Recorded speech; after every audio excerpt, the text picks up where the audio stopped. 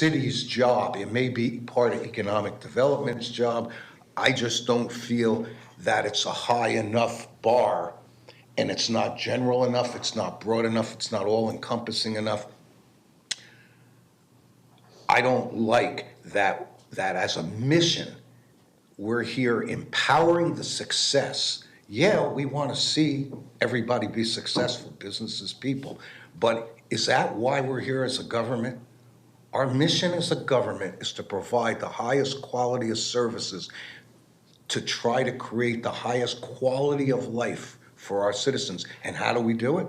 Through transparency, engagement, respect. Lots of thought went into that. I wouldn't want to change that at all. Okay. And I feel the same way on the vision statement. Again, I have to finish it and then I'll let other people talk. I don't know what authentic means. Authentic's a great word. I looked it up and it means true to its origin. Is that really what our vision is to be true to our origin?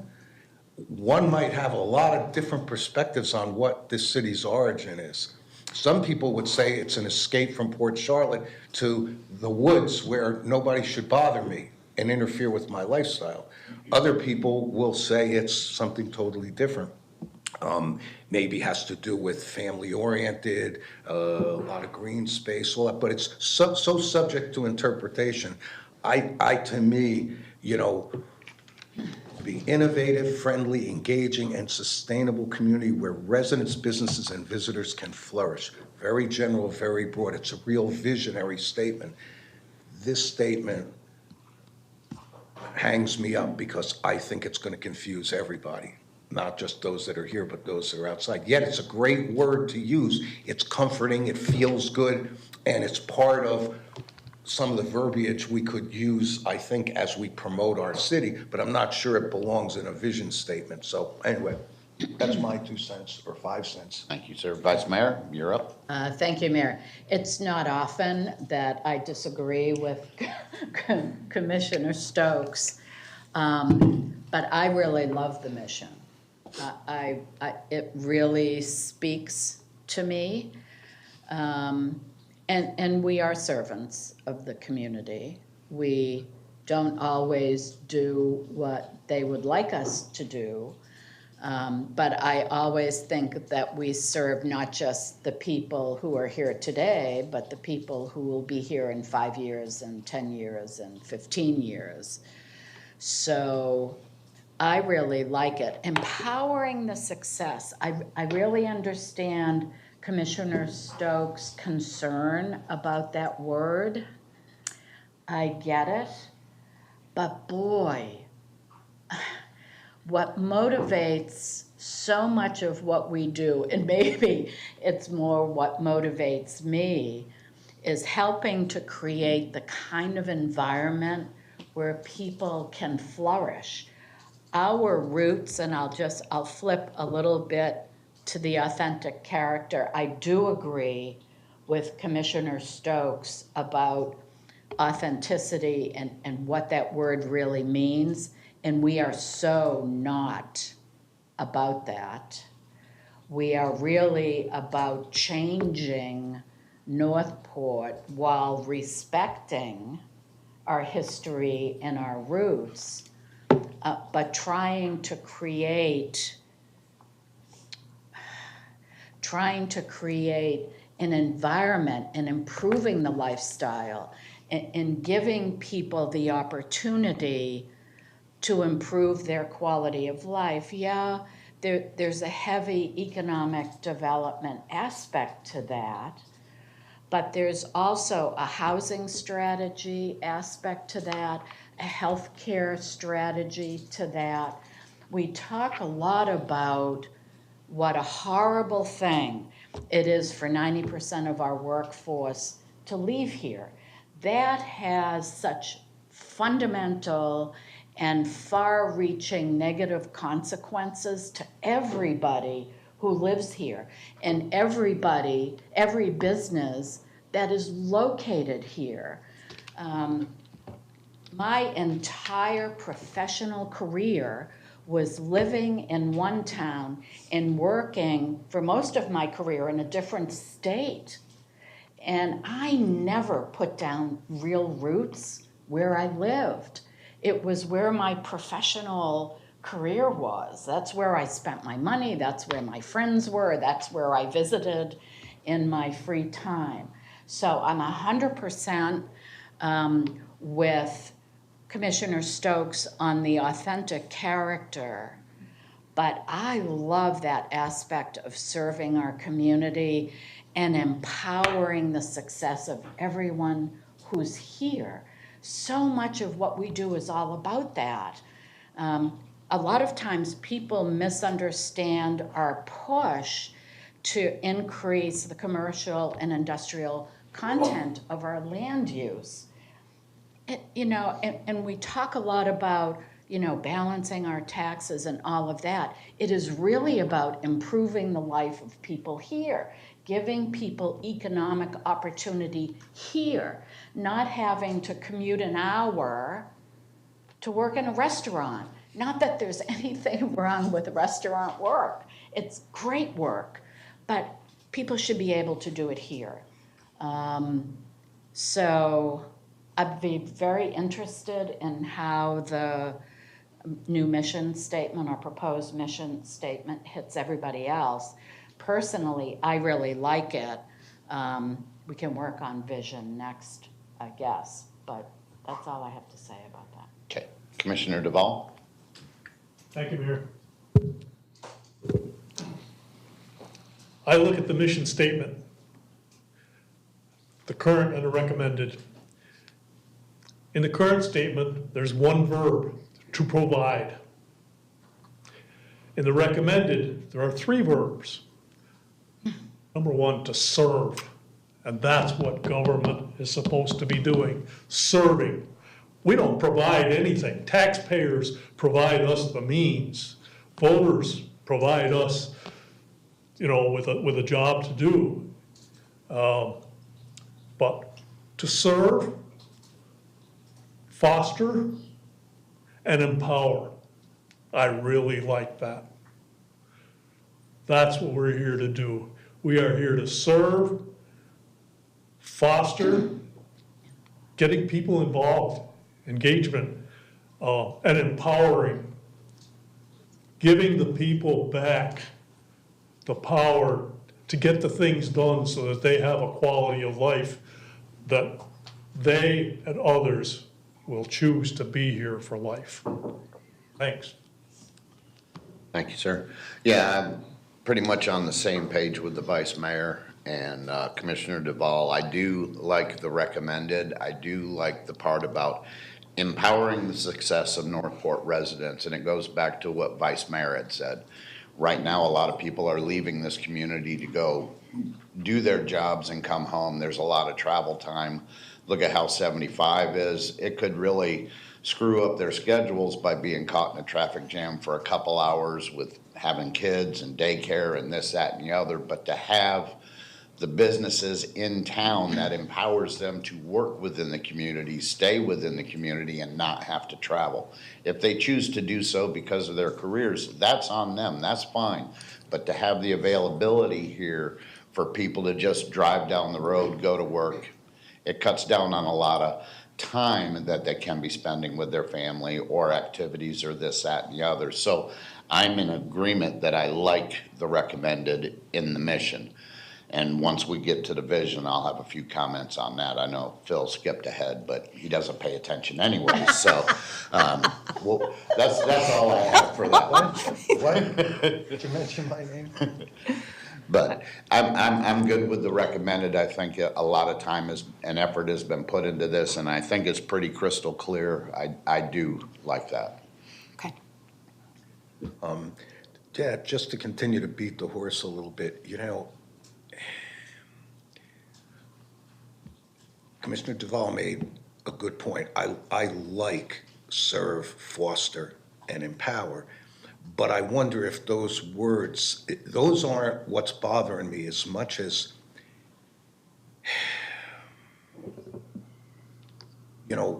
I guess it comes down to philosophically what we think our real mission is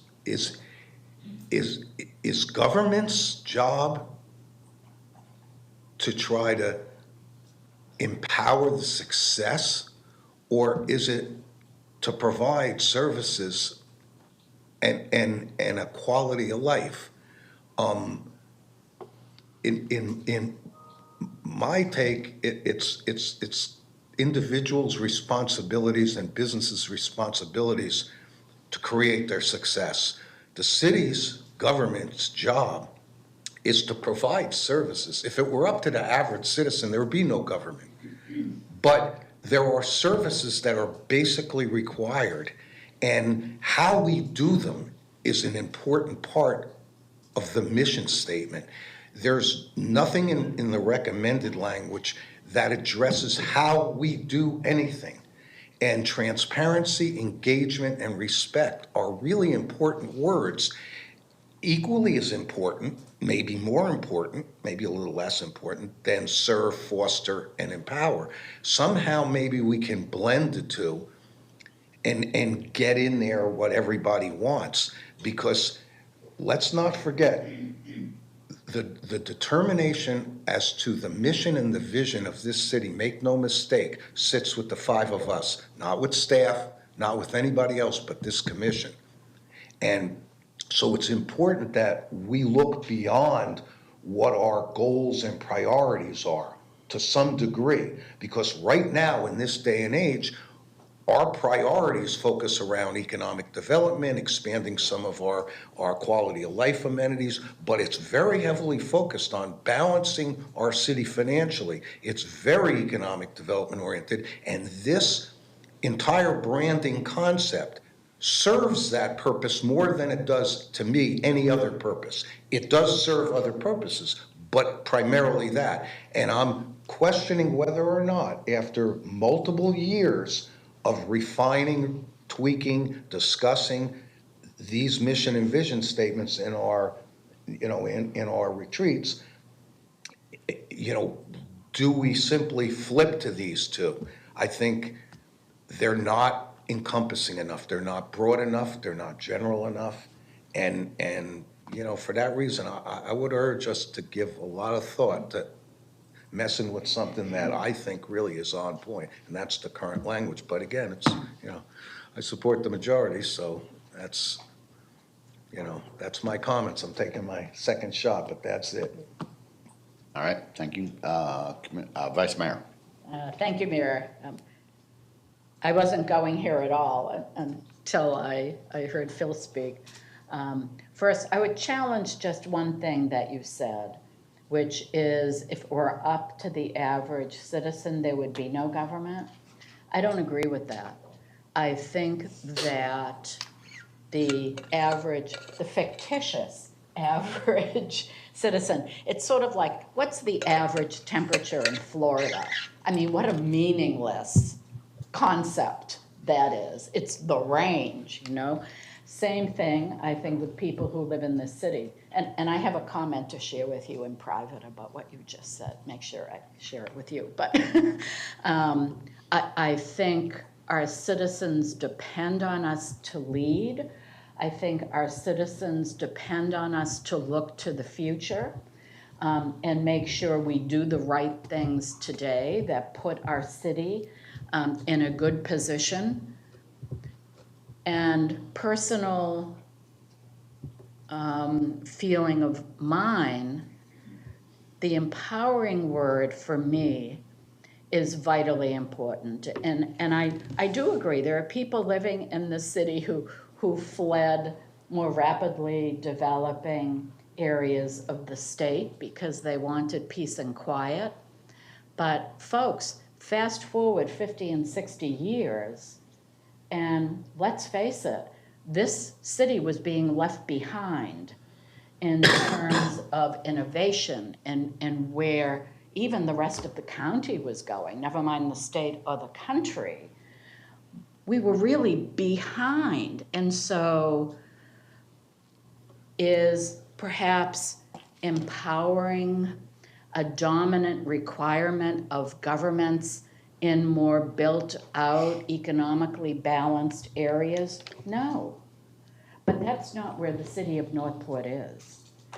So I do think empowering is a really important concept. Do I think as a government, we need to do more in that realm than a lot of other places? I sure do. I sure do, or I wouldn't be here. So enough of that. I did want to comment on the word endure. The problem I have with that is I have endured a lot in my life. It's sort of, you have to punch your way through the not so good times so you can get to the other side and grow and have better times. So for me, the word endure has a very negative connotation, certainly not intentional, but I would just respectfully request that you look at that word. I get your point about sustainability, that's fine. I'm not gonna sharpen that axe, but I do have a problem with endure. Okay. I'm Where are you done. seeing that? Well, it was just the comments that Katia made. Oh, okay, Yeah. okay. I was gonna say, I'm not seeing it written. Yeah. I wanted to say it now while it was fresh in my mind, so.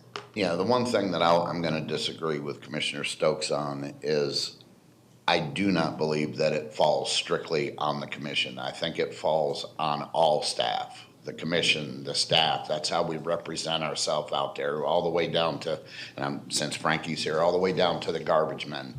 You go out there and, no, they treat their customers respectful. They go back. If there's a garbage can that was missed, there's an apology.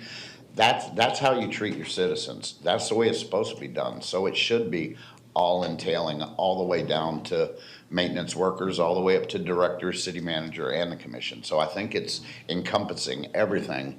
And possibly, if you wanted to look at your recommended statement, if you just added at the end of visitors, just add through transparency, engagement, and respect as your final statement. Just take the top off, put the bottom on in there. We got that little jumbled, and you've got everything in there that everybody has talked about so far up here. That's all I'm looking at, so. Look at you, the diplomat. Wow. Well, it's better than Play-Doh over here. Commissioner Duvall. Thank you, Mayor. I'm going to disagree with one of your statements you just made, and that is all the way down to the garbage men. To me, they're the kings of Northport. Christmas just passed. I have 2 smaller recyclable bins. I asked for those so that I could put them in my garage. The larger ones don't fit. Well, because it was Christmas, I had a lot of cardboard. So I did something I don't normally do. When my bin was full, I took another box and I collapsed a bunch of boxes inside it and I sat it on top. And I was over at one of my neighbor's house when the recyclable guy came by and stopped, got out of his truck, picked up that box, put it in, and then dumped my dumpster. There's no way I would say all the way down to, you can ask anyone in this city, our garbage men, if you want to use that term, they are number 1 in this city, period. Thank you. I believe that's what I was trying to say, is, that's how everybody should be working out there. All right, now I've got nobody else in the queue. You want to move on to vision? Yeah, I'm just going to Or recap. you want to got some feedback for us? Well, I'm just going to recap what I think we need to do with this particular one. It feels to me like there is, we are missing potentially the word transparency and the word respect. We have engagement in there, fostering engagement. So we will go back and we will take a look at how we can include the transparency and respect piece into that and come back to you with that as a suggestion. Awesome. Okay? So we move on to the vision. To be an innovative, friendly, engaging and sustainable community where residents, businesses and visitors can flourish. Tipping it slightly, to be an innovative, sustainable and thriving community whilst preserving the authentic character of Northport for residents, businesses and visitors. I will make a brief comment on the word authentic. When we worked with the strategic agency on the wording of some of this, the word that came back originally was endearing character. And to begin with, when we reviewed it as a team, we liked it. I sat on it, which is what I tend to do for a while. And I realized that the word endearing, in the same way that enduring can be seen as negative, when words are spoken, you get a picture in your head or a feeling. And endearing spoke to wonderful little grandmas doing their knitting, very sweet, little children playing, those endearing images that we get of that word. And I realized that actually we don't just have an endearing community, we have a strong community. We have some people who are very opinionated, and we as individuals either agree or don't agree with them, but what they are is, whether their opinions are the same as ours or not, they are committed to this city, they love this city. It's why we get the level of public comment that we do, whether it is as we see it in our favour or not in our favour. People care about this city, and that's not actually an endearing quality. As was mentioned earlier, authentic is this really broad word. For me to be authentic to myself, I love cats. For Jane to be authentic to herself, she loves dogs. We're very different, but the word authentic can be used to describe both of us if we are true to ourselves. We sat as a comms team and said, what is the word that can be used to describe every person in the community, whether they are, or whether they have the same opinion as us, whether they are the tree person, whether they are the economic development person, whether they are the person that wants to see building and not see building. How do you describe that broadly? And that's where we came up with the word authentic. We put it in specifically so that it can explain all of the different facets, members, types, demographics of our community and our businesses and the visitors that come here, which is why we've used it. Obviously, just wanted to explain that. These are the mission, vision, and values that were set by yourselves. You have to be behind them, so open to comment on the vision. Go ahead, Vice Mayor, you first. Wow. Words matter, don't they? A lot of people have said that over my 5 years here on the dais, and they certainly do. When people ask me what I like most about Northport, it's that we show up for each other. And to me, it's an essential characteristic of the city, and that's the word I like. There's a common thread in all of what you said that is sort of basic and essential to this city. So I would respectfully suggest that you look at the word essential or other. It's sort of what is that very basic element that connects us all to each other. And that's what I don't want to lose as we grow. Yeah. So, Commissioner Stokes? Yeah, the first half of both the current and the recommended statements are pretty similar. I mean, we got innovative, we got, sustainable. What's bothering me a little is on the current, basically we're swapping out a community where residents, businesses, and visitors can flourish. I even heard the Vice Mayor use the word flourish in her initial conversation with regard to the mission statement. And yet here the recommended is, while preserving the authentic character of Northport for residents, businesses, and visitors. Some people don't want that. I still don't understand what authentic character means. I looked it up. There's a variety of definitions, but it's true to its origin, genuine, real, original tradition. What original tradition? What do we want to, like, stop? Let's just stop all development everywhere. No residential, no economic development.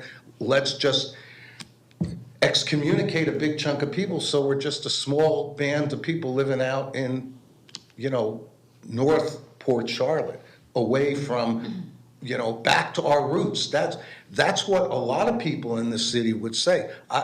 You're flipping one of the most important parts of the vision, which is a community where residents, businesses, and visitors can flourish.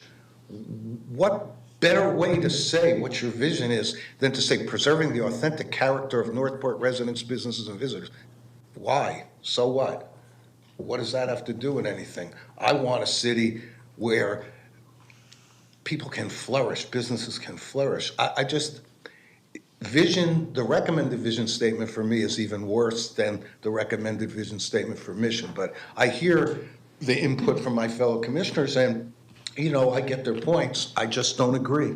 That's all. Thank you. Thank you. Commissioner Duval. Thank you, Mayor. Again, I'll go back to the verbs. And in our current statement, it says to be. And then in our recommended, it's to be while preserving. And I think that's important. There are things in this city that people like.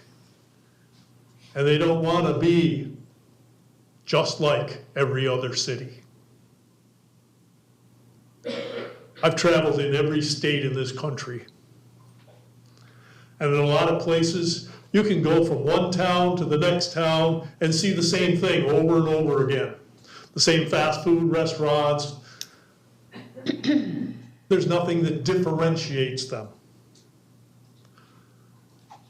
That character that we have here is something that does differentiate us. And there's a lot of people, including me, that don't want to see that lost. Residents, businesses, and visitors can flourish here. But we have to preserve some of what was. Thank you. Thank you. Yeah, the only thing that I seen here, which may work, may not, I know it's gonna be redundant on using the words, but to be an innovative, sustainable, and thriving community while preserving the authentic community of Northport for residents, businesses, and visitors. It puts the onus on the residents and the community. It's just a different word than character, because Northport's changed. The community really hasn't, but Northport has in visuals and economics and everything. But the community has always been very endearing to their neighbors, this, that, and the other. So I just look at it that way, and it's just a different word. It may be, like I said, redundant using community and community, but I think that's where the heart and soul of Northport really stays. So. Yep. Commissioner Stokes? Yeah, I didn't want to forget to compliment you guys on the values. I thought that the 7 values were powerful, and I loved the way they tied to the pillars. I thought that was very well done, and I thought that was really on point. So the entire package works for me right up to those 2 statements. But hey, everybody's entitled to their opinion. So thank you, though, for that, because I think we're really spot on with these recommended values, I think. Vice Mayor? I think from now on, I'm going to refer to Commissioner Stokes as Mr. Segway. Have you seen how he's done that with all of his comments? I'm happy to say I agree. I really like the recommended values as well. And I think even with the conversation it still plays and sort of ties everything together. So again, well done. This is hard work, and a lot of times people don't appreciate it, but clearly words matter. And I really like this work. I think you've done a fantastic job. Okay. Anything else from the commission? Okay. Okay, so when it comes to vision, what I'm hearing is there's probably an issue around the word potentially authentic, but also it could be that we're getting hung up on the word preserving, because there is an impossibility of preserving 100% what you came to Northport for, because it is changing. So my suggestion would be to go back and take a look at the words preserving and authentic, and revisit the word flourish. So some amendments also to vision to come back to you with. All right. Okay, Thank you. moving on to values. Yes.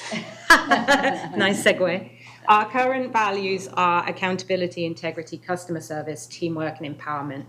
Our recommended are service, enrichment, enduring opportunity, preservation, reliability, accountability, and resiliency. And that added enduring opportunity from sustainable opportunity. And as mentioned, each of those link to one of the strategic pillars. So open to discussion on this one, and then we will move on to taglines, and then we'll move on to the very exciting logo section. Just, I guess I use my thingy. Yeah, because I don't recognize you unless you're in there. Go ahead, Vice Mayor. Okay, I couldn't before. Yeah, preservation, I have a problem with. I see it more as our job being guiding the growth, and protecting the essential nature or character, and essential. If you strip everything else away, what is that thing that connects us all? I think what do they say, the ship has left the dock. Yeah. From a preservation point of view. So now it's more protecting and guiding the growth as best we can. That's it. That's it? Yeah. Short and sweet? Short and sweet. The one thing that I look at and I see,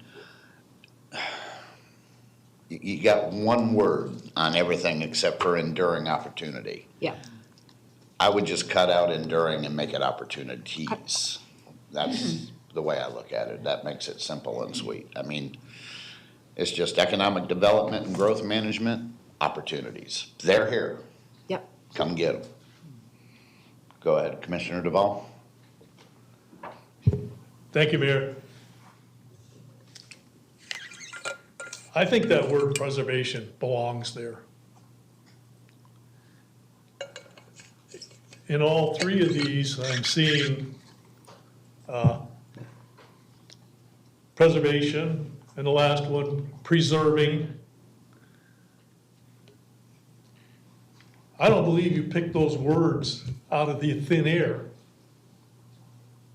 You guys spent some time asking the citizens, what do they want to see? And I think that's where those came from.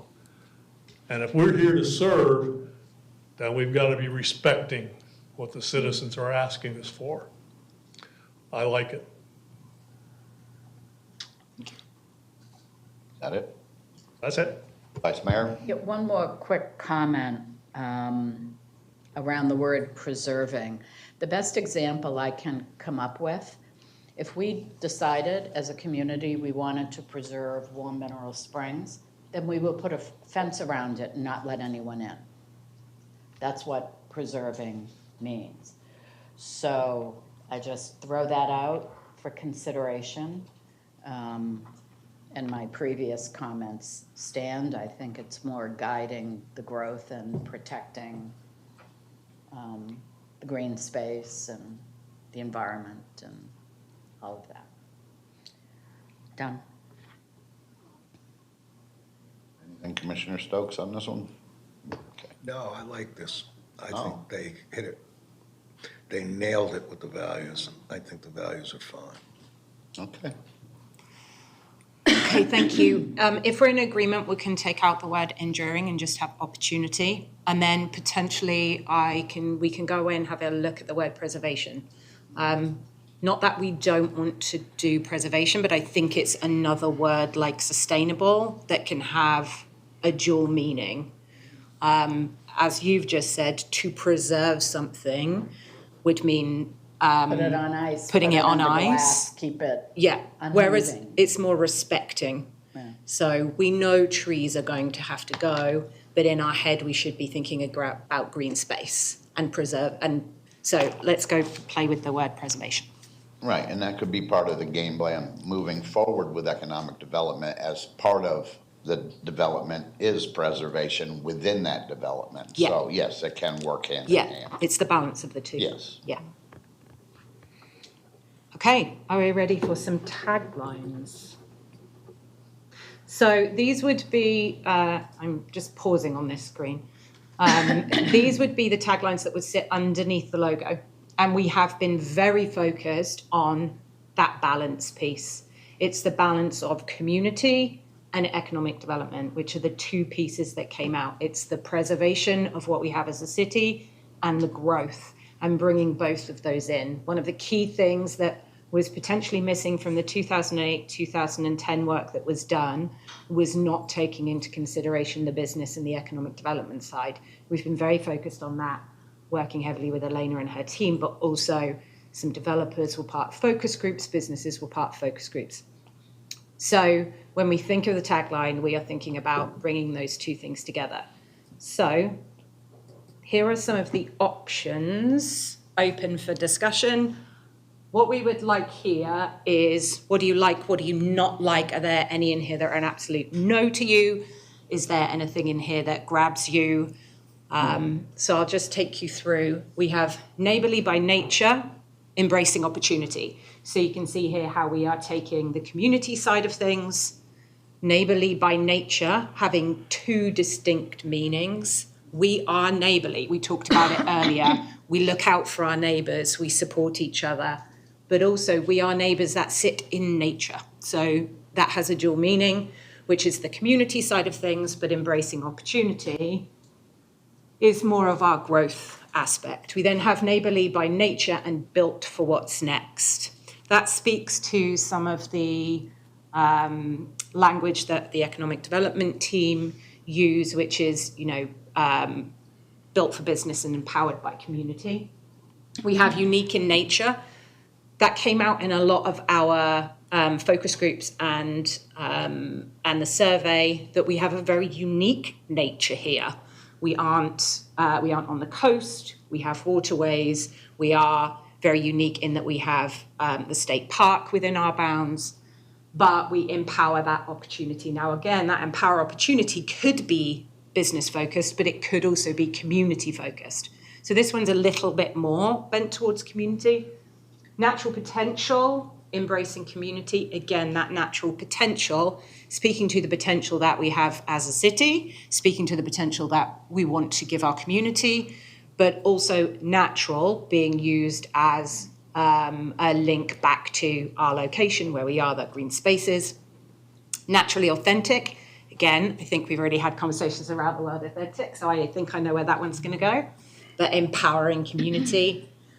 Natural charm, gateway city, and where nature meets momentum. So digest and comment. Commissioner Stokes. Yeah, by far, I love the first one, neighborly by nature, embracing opportunity. I think that wins hands over. The others are good. It's a little weird, built for what's next.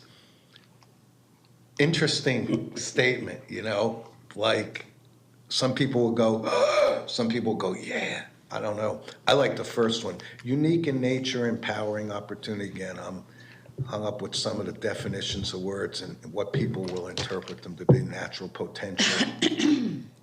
The others don't meet the bar as far as I'm concerned, but boy, neighborly by nature, embracing opportunity is great. I love that one. So that's my pick. Commissioner Duval. Thank you, Mayor. Where nature meets momentum. Over the holidays, had relatives visit from the Northeast. And what they wanted to do was take a walk. And we parked up by Myakkahatchee Creek. Wandered into the Walton Preserve. This city has momentum. Okay, it's going to grow. But we do have nature here that people want to see. They want to be here for. Those same people that made me take that walk were amazed when they walked outside my house in the morning and saw 2 hawks in a tree next to my shed. That's something we can't lose. And I think that's where nature meets momentum. There is momentum here. And there's no denying that we have nature here. Thank you. Thank you, Commissioner Lang, or Vice Mayor. Thank you, Mayor. I'm really torn. I love the first one as well, but I also gravitate to where nature meets momentum. We're really not built for what's next. I think that's a little too aspirational for me. But boy, where nature meets momentum. I mean, it's interesting. My first term, very, very focused on economic development, as I said I would be when I was campaigning. It was really all about that. But I have been listening, it might shock some people over the past 4 and 5 years. I have been listening to what people have to say, and I think that the focus groups that you ran were really, really compelling. And people so value the green space and so value nature. And while for me, it's the residential development that's pushing nature away, and not so much the more commercial and higher density development, because we can, I was gonna say control, we don't really, we manage that better than we can the residential development. But I love, what about neighborly by nature, where nature meets momentum? That's what I was coming up with, but I wanted to change the first nature to a different word. Yeah. Neighborly by X, where nature meets momentum. Something like that. Yeah.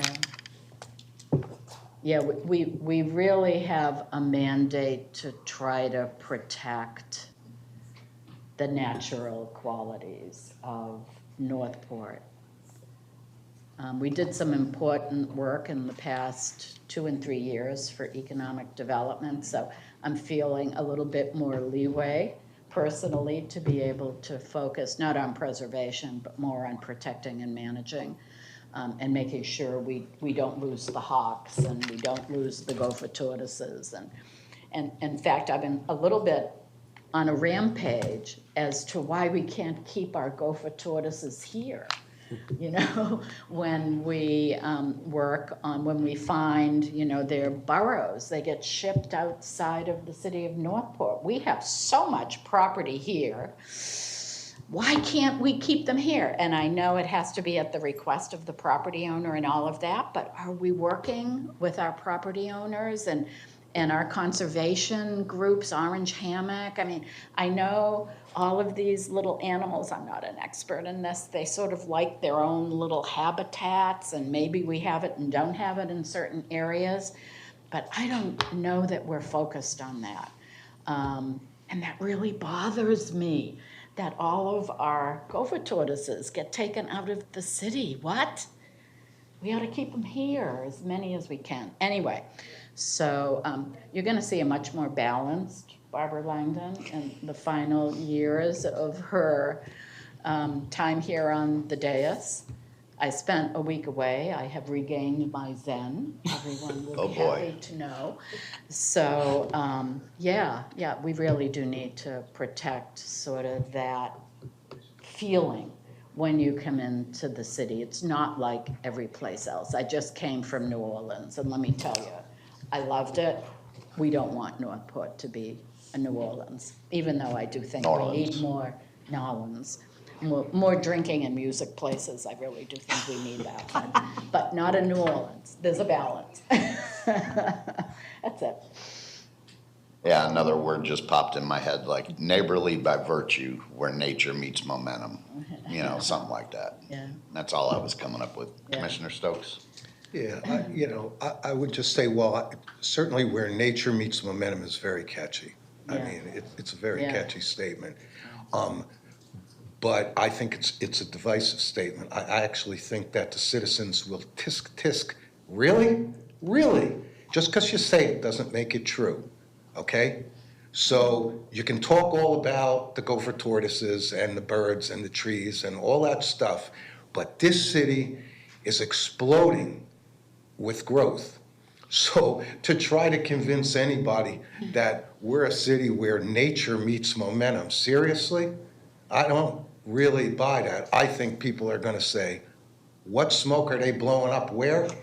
That's what I think. I mean, to me,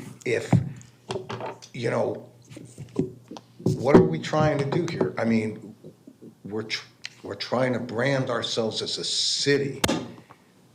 What our goals are, what our priorities are, shift and change with time and need and all those things. Be more general. Neighborly by nature. What a great statement. That's what we are. That does make Northport a very special place in my mind, and embracing opportunity wherever it may be. To me, that's like perfect. It is catchy. Nature meets momentum. Cool. But like I say, some people would say, hey, please, take your momentum and take it down the block to some other community. I don't want momentum. In nature, you're trying to tell me that this city is concerned about nature? Now, I can make a good point. We got a natural resource department we didn't have 4 years ago. We've got $2.5 million for environmentally sensitive land purchases in this year's budget that we didn't have before. We have close to $1 million of tree planting money in there that we didn't have before. We have a natural resource department that's working closely with our building department and other departments in our city to make sure that what we do and how we manage our growth is done in a responsible manner. But to say where nature meets momentum, you're taking me too far. I think the average citizen will go, yeah, right. So I don't know. I'm so sold on the first one if I had to make a pick. But anyway, that's just my opinion. Thanks. And that's it from the commission, so what Lovely. you got coming back? Well, it looks to me, actually, I wanted to caveat something first. When we presented these in the recent focus group with the community, they weren't built the way they're built now. Neighborly by nature, period, was the tagline. Unique in nature, period, was the tagline. Embracing opportunity was one of the taglines. And the feedback that we got in that focus group was these need to be joined together. You're going down a route that's either community-based or growth-based. And so what we did was join them together. And the feedback was predominantly around that first one being the closest to where we wanted to go. Sounds to me like we have a similar feedback here around the first one, but also the nature meets momentum. I will take you through what the next steps for the tagline will be at the end of this session, because I'm going to hand over now to Kelly to talk you through the logos that we have been developing. And the output, or what will happen next with the logos, is the same that will happen as the tagline, so I don't want to repeat myself. So just to give you a little bit of background, we'd obviously done all this work, and yes, mission, vision, values all feed into this, but ultimately the feedback that we got was around this balance of growth and preservation of the community, of our neighbourly nature, and the balance that we need to make between the community and the growth that we're going to have. And that's the input that we have given to the logos. Kelly's going to take you through the full document first, so that you can hear the explanation for why we came up with these. We're going to be presenting 5 to you. There have been close to 20. Each of these have been refined, re-looked at. We have worked with a focus group already from the community. So we've boiled it down to the 5. Each of them had almost a family that sort of you could see how the progression went through. We've taken the families out and got to the 5 from which we've had feedback on. So Kelly will take you through the 5 and the thinking. She's done an amazing job. She is an amazing designer. And then at the end of that, we will go back to the beginning. And what we would like from you is, similarly to what we've done with the tagline, is what do you like? What do you not like? What's resonating with you? What's not resonating with you? Where do you have concerns? Where did you look and think, oh my goodness, that's, you've nailed it. That's the feedback we want, and then we'll check you through the next steps. So I hand over to Kelly DeCastro. Good morning. Good morning. Kelly DeCastro, Brand Design Specialist. Let me just see this.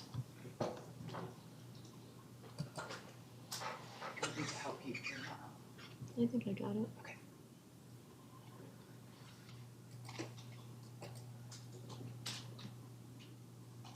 There we go. Okay.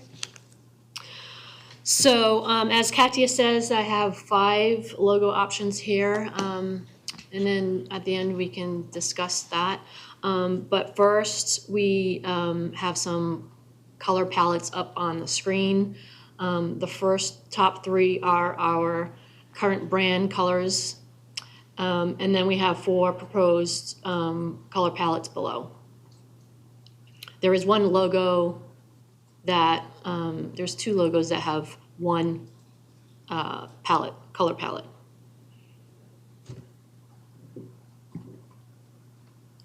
Okay.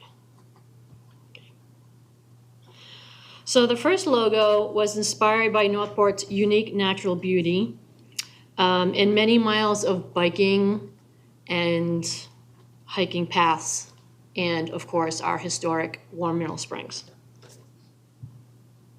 So here is the first logo option. At the top you see it reversed out in white, and then there's the color palette with it, and then a black and white version, and then a colored version. The circular elements represent unity, harmony, and forward progress. The curved lines represent our parks, waterways, and thriving future, and opportunities, while the individual shapes symbolize our 7 strategic pillars. And then the shapes together create one unified, cohesive symbol.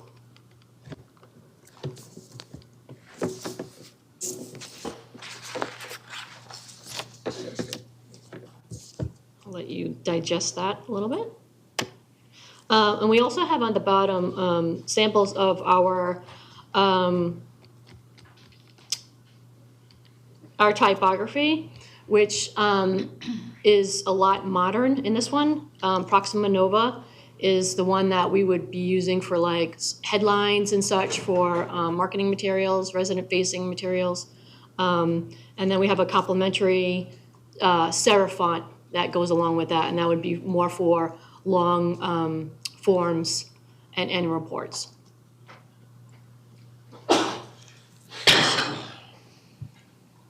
And we have it as a design element, just showing you how it could be used on certain materials. Here are some other examples where we have a mug, a bag, and Public Works truck.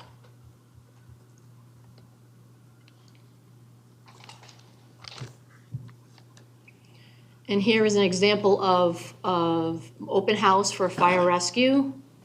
It's actually coming up, the event is coming up on January 10th, if anyone would like to go.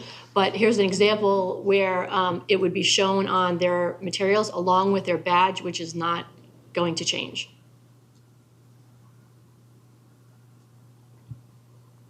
And here is an example of the police badge along with the proposed logo.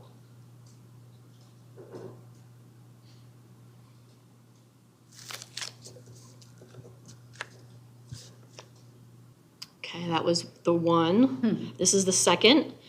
So this one was, I was inspired by the city's many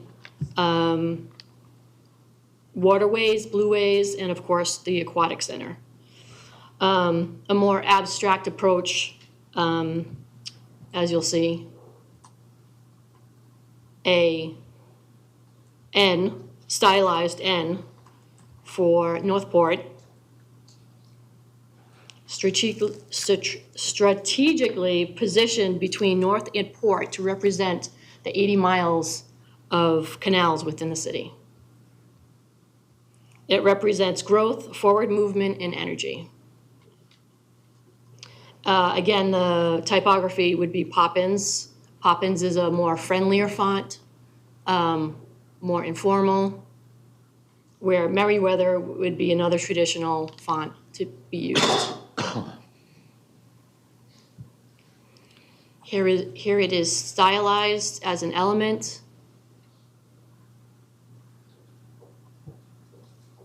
And here again are the three examples.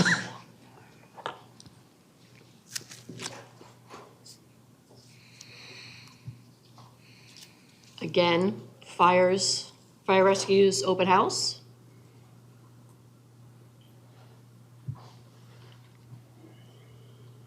Police.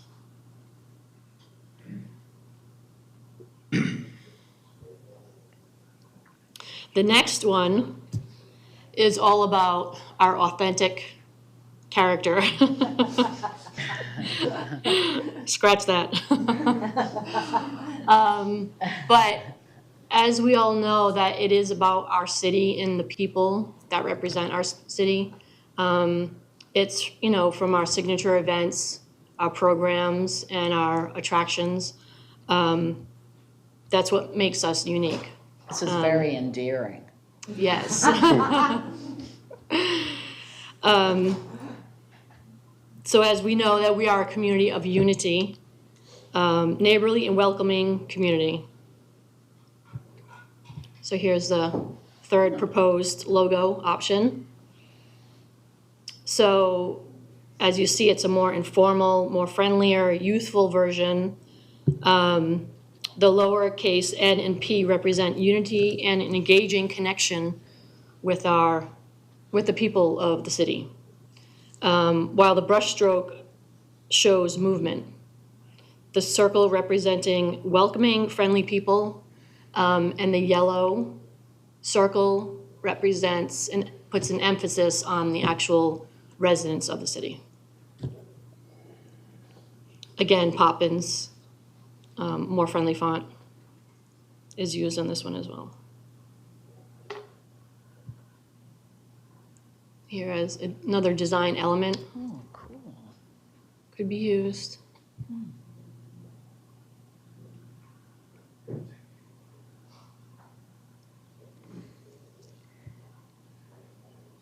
Fire rescue, open house, January 10th.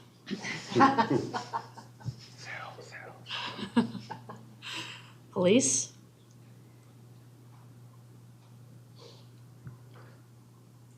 Okay, so the next one was, or is, inspired by, let me see, I'm sorry. Oh, okay, sorry. Just want to make sure I had the right one.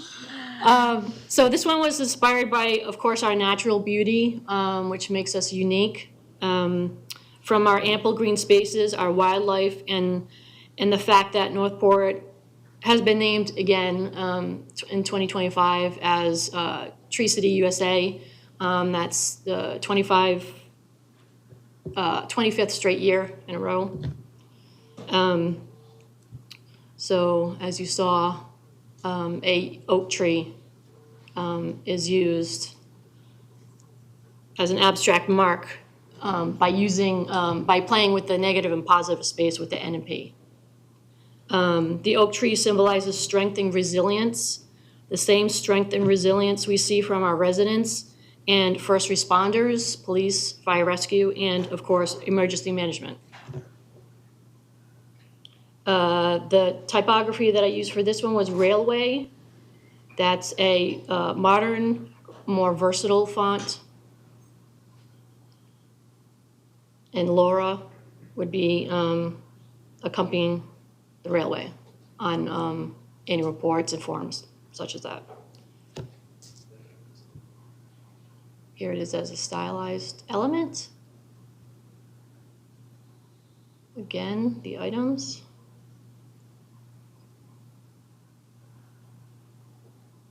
Rescue.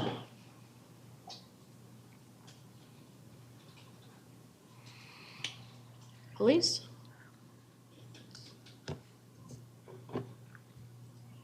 Okay, so as for our last option, it was inspired again by our natural beauty, where nature is part of our everyday life here in Northport. And of course, it's essential for our well-being and our thriving future and endless opportunities for our residents, visitors, and businesses. So here we have an abstract take for if you see a sunburst or another mark, an abstract tree. The sun rays represents our 7 strategic pillars, while the mirroring image of the tree symbolizes growth and sustainability. Both half shapes create the circular shape, but creates a full circular shape, which represents unity and forward momentum. Here it is as an element. Other materials.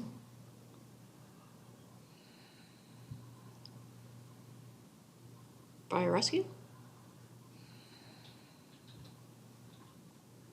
Please. Okay. That was the fun part.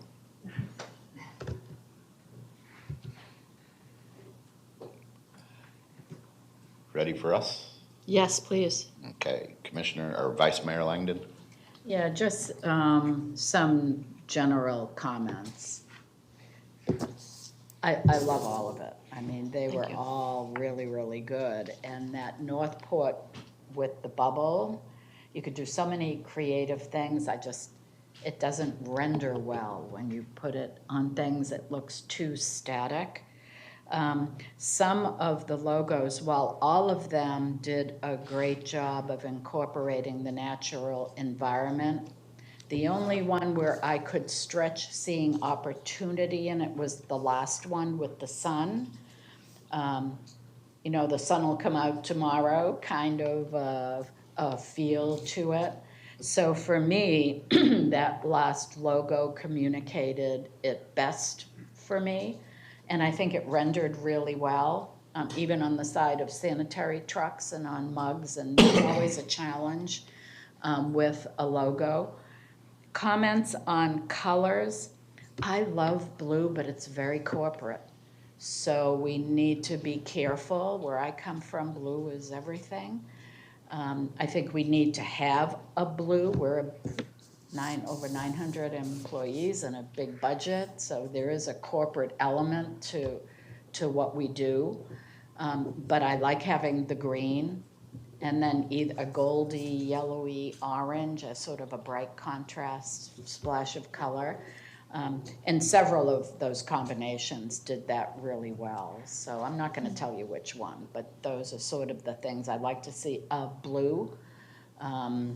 1 or 2 greens, one of them being really dark for contrast, need to have that.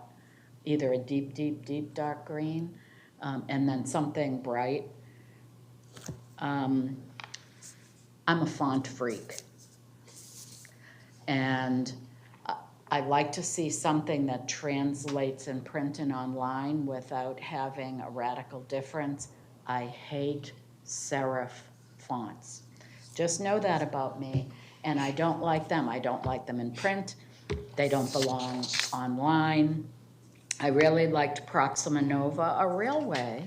Both of those really spoke to me, and I don't know if we want to convert our website at this point. I don't know if you have some sort of global design scripts that you can easily do that. But those two fonts really worked for me. And again, I'm not a serif gal, but of all of them, Laura I thought was the most readable, and it's just so Victorian, and that kind of thing, but I get it. Part of me says, and this goes to the logos too, all of them were very vertical, a little bit of horizontal, kind of, I don't like it overdone, because then visually it's hard to work, so whether it's font or the logo, a little bit of leaning forward might work, I don't know. But those, I loved all of them. I mean, I couldn't pick. But for me, that last logo kind of incorporated the opportunity and the nature the best of all of them. But that's a great piece of work. Thank you. Yeah. In the visuals, I didn't see any business, though. It was all community, and, business is community. So that would be just in terms of the pictures we used, there was a real lack of that industrial, that sort of industry, not industry in terms of smokestack, but just that forward movement, embracing opportunity kind of feel to it. That's it. Thank you. Since the vice mayor advocated for her colors, I'll be shot if I didn't ask for purple, so. So I'm just putting that out there, but I did like the last logo. That was the one that caught my eye the best out of all of them. I got adjectives on every single one of them that I'm not gonna mention here, but the last one was a good one. Commissioner Thank you. Duval. Thank you, Mayor. I guess since we're doing preferences, as far as the font, I did like the Laura.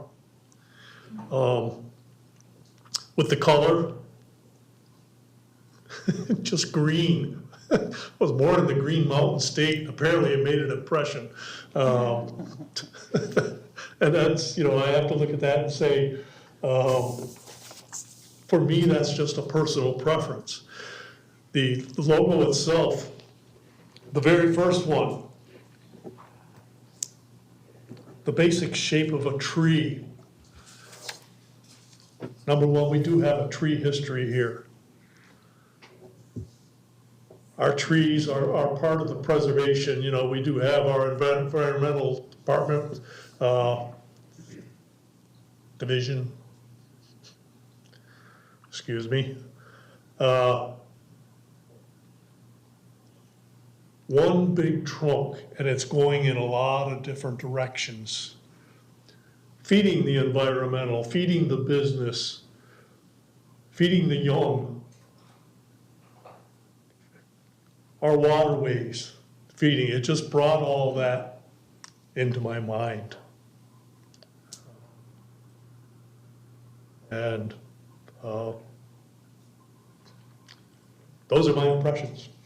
Thank you. Commissioner Stokes. Yeah, I agree. I also liked the first one right on through. Then I started warming up a little to the NP a little bit.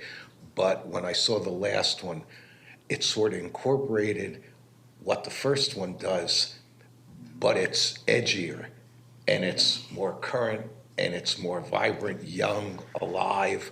It tied to our population, our youth here in the city. I think it's catchy and it points to some of the same perceptions that Commissioner Duval had about, branching off the waterways and the trees and the different directions and the side like that. The colors, I like them all, but I like the greens and the yellows, and that, I think that plays better than the blues a little bit. The font, she did a good job with them, you know, I'm not a font freak, so, you know, if I can read it, I'm good. But, yeah, this was nicely done, that would, Yes. they're all good, but it'd be a real nice, fresh look, Yes. yeah. Anything else from the commission? I would just say, I liked them all. And that never happens, never happens. So really, well done, great work. Thank you. Yeah, a lot of time and effort has been put into this, and it is very well appreciated by this board up here. So thank you so very much for all the work that you've done on this. Now, what would you like from us? Okay, so the next steps will be for us to, sorry, Kelly, to take a look at the vision, mission and values, do some reshaping, which we can represent. The feedback that you gave on the logos is not dissimilar from the feedback that we received from the community in our focus groups. The first and the last being the two that resonated the most with people, the greens and the yellows being the colours that resonated the most. So our plan next on logos and taglines will be to take those two logos and develop them further. So if you, as you said, very horizontal right now, what would it look like if the text was next to it? What will it look like in slightly different palettes? Is there any refinement that's needed? What we will do that over the coming week probably. We're then going to take that back out to the community in a survey. We're also going to have some places around the city where people can go and vote manually if they don't have access. We'll go out on email as well, social media, get people to leave their comments, and we'll compile all of that.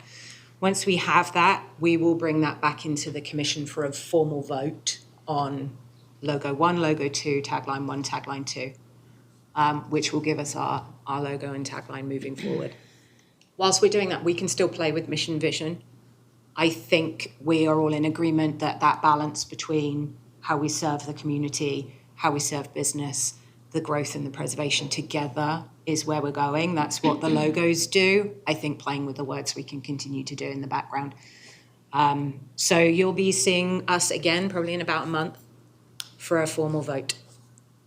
Okay, and when you come back, can you bring back some of the input Absolutely. from the community on if they liked A over B and if they like this wording over this wording? This way we have a better understanding of what the community is actually saying, because we are getting down to the final Yep, areas. absolutely. The start of that presentation will be giving you that data. That'd be awesome. Beautiful. Awesome. Anything else from us do you need? No, thank you very We much. look forward to that. Thank you very much. Great job, everybody. We appreciate it. All right, we're gonna take a 15-minute break, Excellent. and then we'll come back and we'll discuss the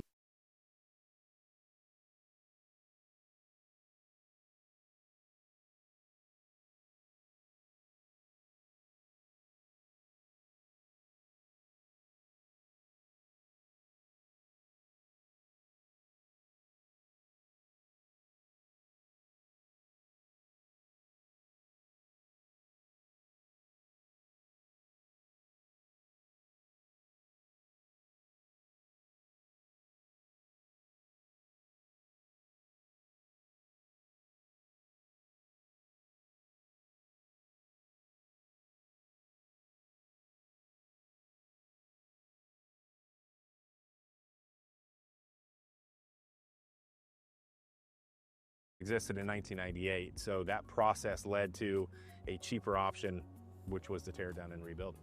Sure. So is there a general timeline for how long this project is going to take? Yeah, so the teardown should start in December. So by the end of the year, it should be all flat ground. And then we're being told anywhere between 12 and 14 months before the new station is complete and ready for our crews to move back in. Gotcha. Okay. So with a project like this, what does the cost look like and where are those funds coming from? So the majority of the funding is through surtax. The total project is around $17.5 million. So since a brand new building is being built, what kind of improvements can be made by taking that route? So one of the biggest is we are a critical infrastructure building, so our crews are expected to respond as soon as the storm clears. The new building will be rated up to a Category 5 hurricane, and that meets the code for our wind load this far inland because we get a little bit less intense winds as we get away from the coast. Sure, that makes sense. So we're coming up here on some beautiful trees.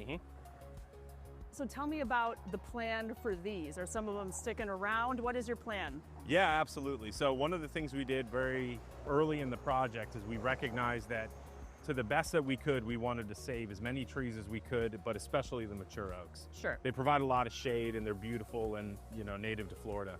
So we worked with the contractor to design the parking lot in a way that we could really maximize the ability to keep these trees. So a large amount of these more mature oaks that you see that were standing under the nice shade canopy, we were able to keep a lot of these trees. Some of the smaller oak trees and some of the older palm trees we won't be able to keep, but we worked with the city arborist to ensure that, you know, we did the best we could with how that design can be and found out that honestly some of the palm trees are at their end of life as is. Got it. Okay, well that's great. I know a lot of the residents are going to really appreciate that as well. So to cap it off, service is staying the same.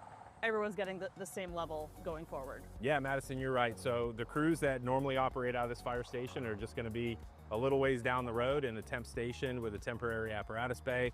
And all of our administrative staff from Fire Rescue are moving into City Hall, which is right down the street.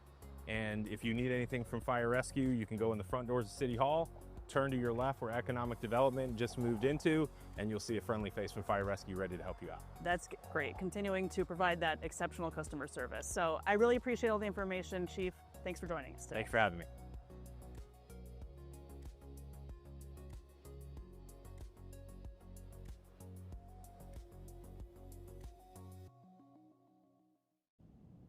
The city wakes before you do.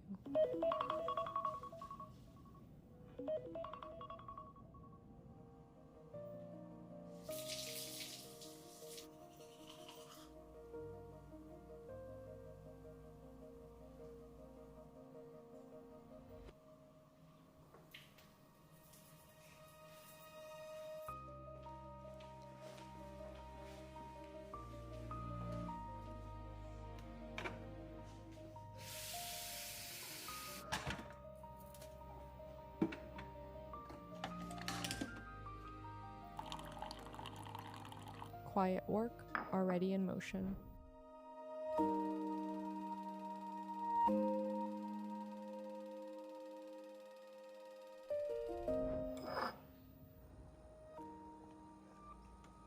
Work continues, even after you've gone.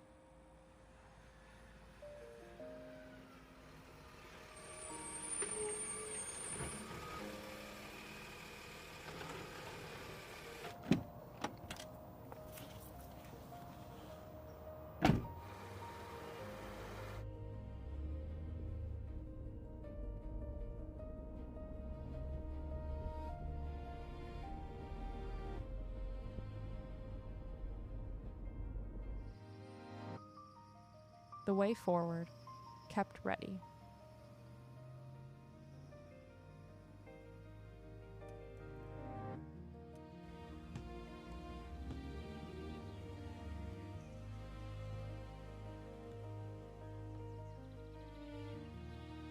Every step, every turn, prepared long before you arrive.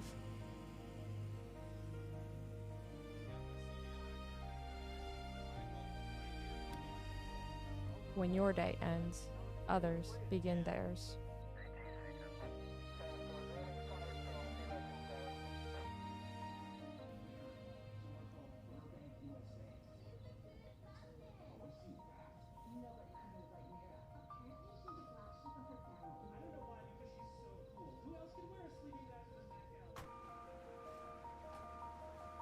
Every hour, every act, quietly connected.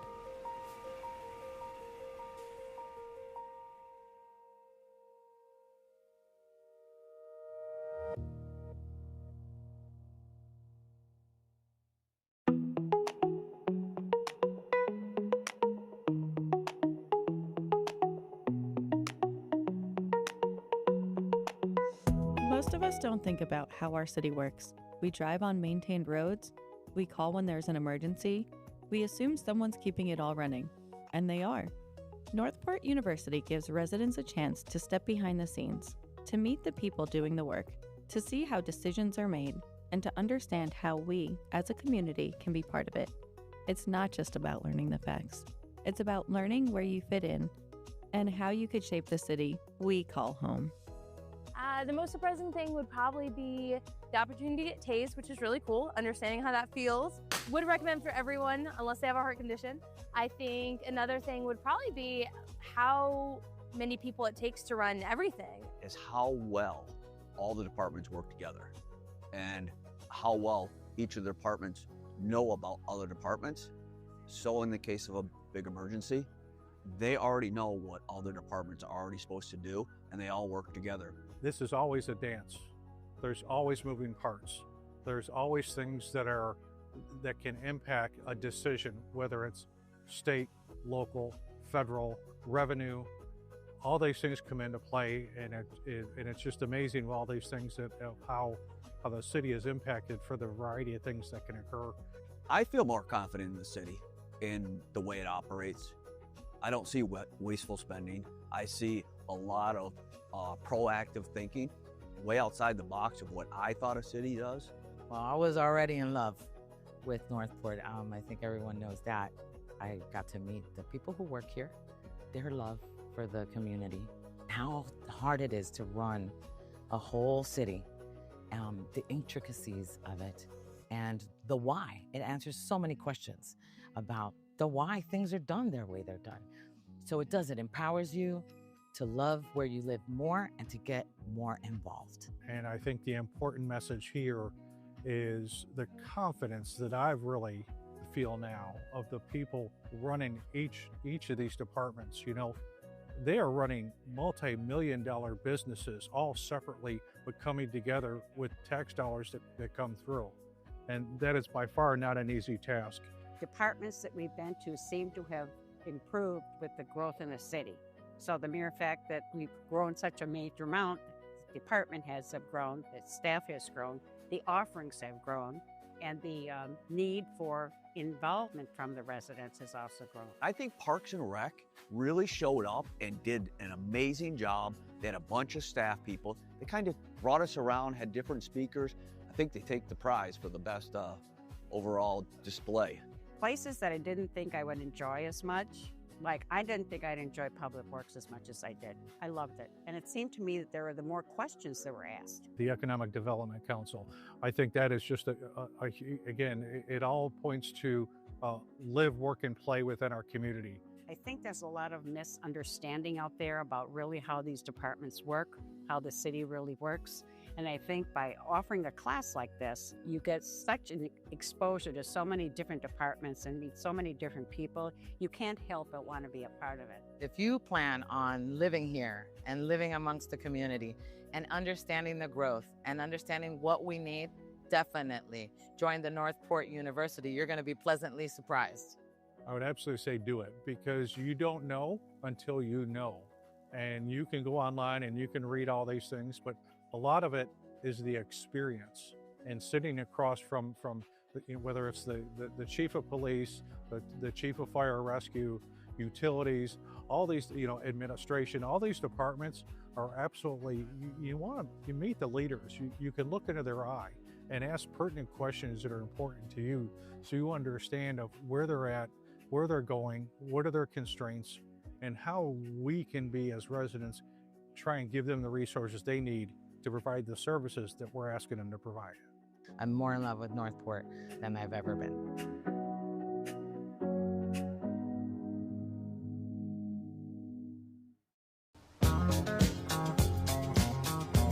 Hey Brandon, what are you listening to? Just listen to my CPR playlist. What's on that? Staying Alive. I'm Zach, and this is Travis from Northport Fire Rescue. And I'm Brandon, and this is Brett from the Northport Aquatic Center. Did you know a lot of the songs that you listen to on a daily basis follow the beats of CPR? 100 to 120 beats per minute. CPR saves lives. Staying alive, staying alive. Hey Northport, I'm here with Ryan from our engineering division in Public Works, and we're in an area that is experiencing some drainage concerns that were brought to us by some residents. So Ryan, what are some things you do when you get onto a scene like this to see what the issue may be? First thing we do is we start at the bottom of the system, the outfall, how it connects into the canal. Then we start working our way up. We go through the cross drains, the culverts, the under drains, and we look at every way the water flows downward. And we look for blockages, sumped dirt pile up, and even sometimes could potentially collapsed culverts underneath. And you got to remember, you can't report your water being an issue until we have 72 hours of no rainfall. And let's say it rains on Tuesday, and a couple days go by, and on that second day it rains again, you got to restart your 72 hours. We have to spend time of our water inside the system in order to clean it and in order to slow it down. Otherwise, we're going to end up washing out our neighbors below us. Absolutely. So tell us about what's happening here. Right here, we have a rather large blockage inside the system. This is clearly a illegal dump of some sort, a tree, obviously, and this will slow down the water. If we could see on the north side of it, or north as in the upper part of the drainage way, it's full of water. But when we look at our footage from down below, it's dry. So this is a huge point of collecting water. These systems really fail sometimes with like a death by 1,000 cuts. You get a sump here, a collapsed culvert pipe, a blockage like this, and it slowly adds up.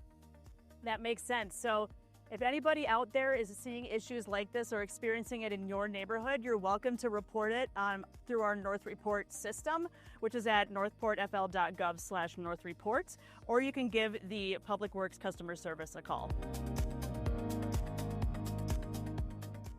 In Northport, families are finding more and more places built just for them. We opened this past June. We are an indoor play center for children ages 0 to 7. We do open play sessions, birthday parties, special events, and classes here at the play center. For me, being a Northport resident, there was really not a whole lot in Northport for children besides the local parks. So it was super important for me to have something in the community to be able to offer to families with young children. You want to have that option to be able to still get out of the house with the kids, get their energy out, and not have to hike all the way up somewhere with traffic. And you can just go to a spot near you and just make those special memories that are close to home. Playtime Paradise isn't the only new spot making playtime local. Do the Beach is a immersive indoor adventure park. We are primarily an inflatable-based attraction. We have over 40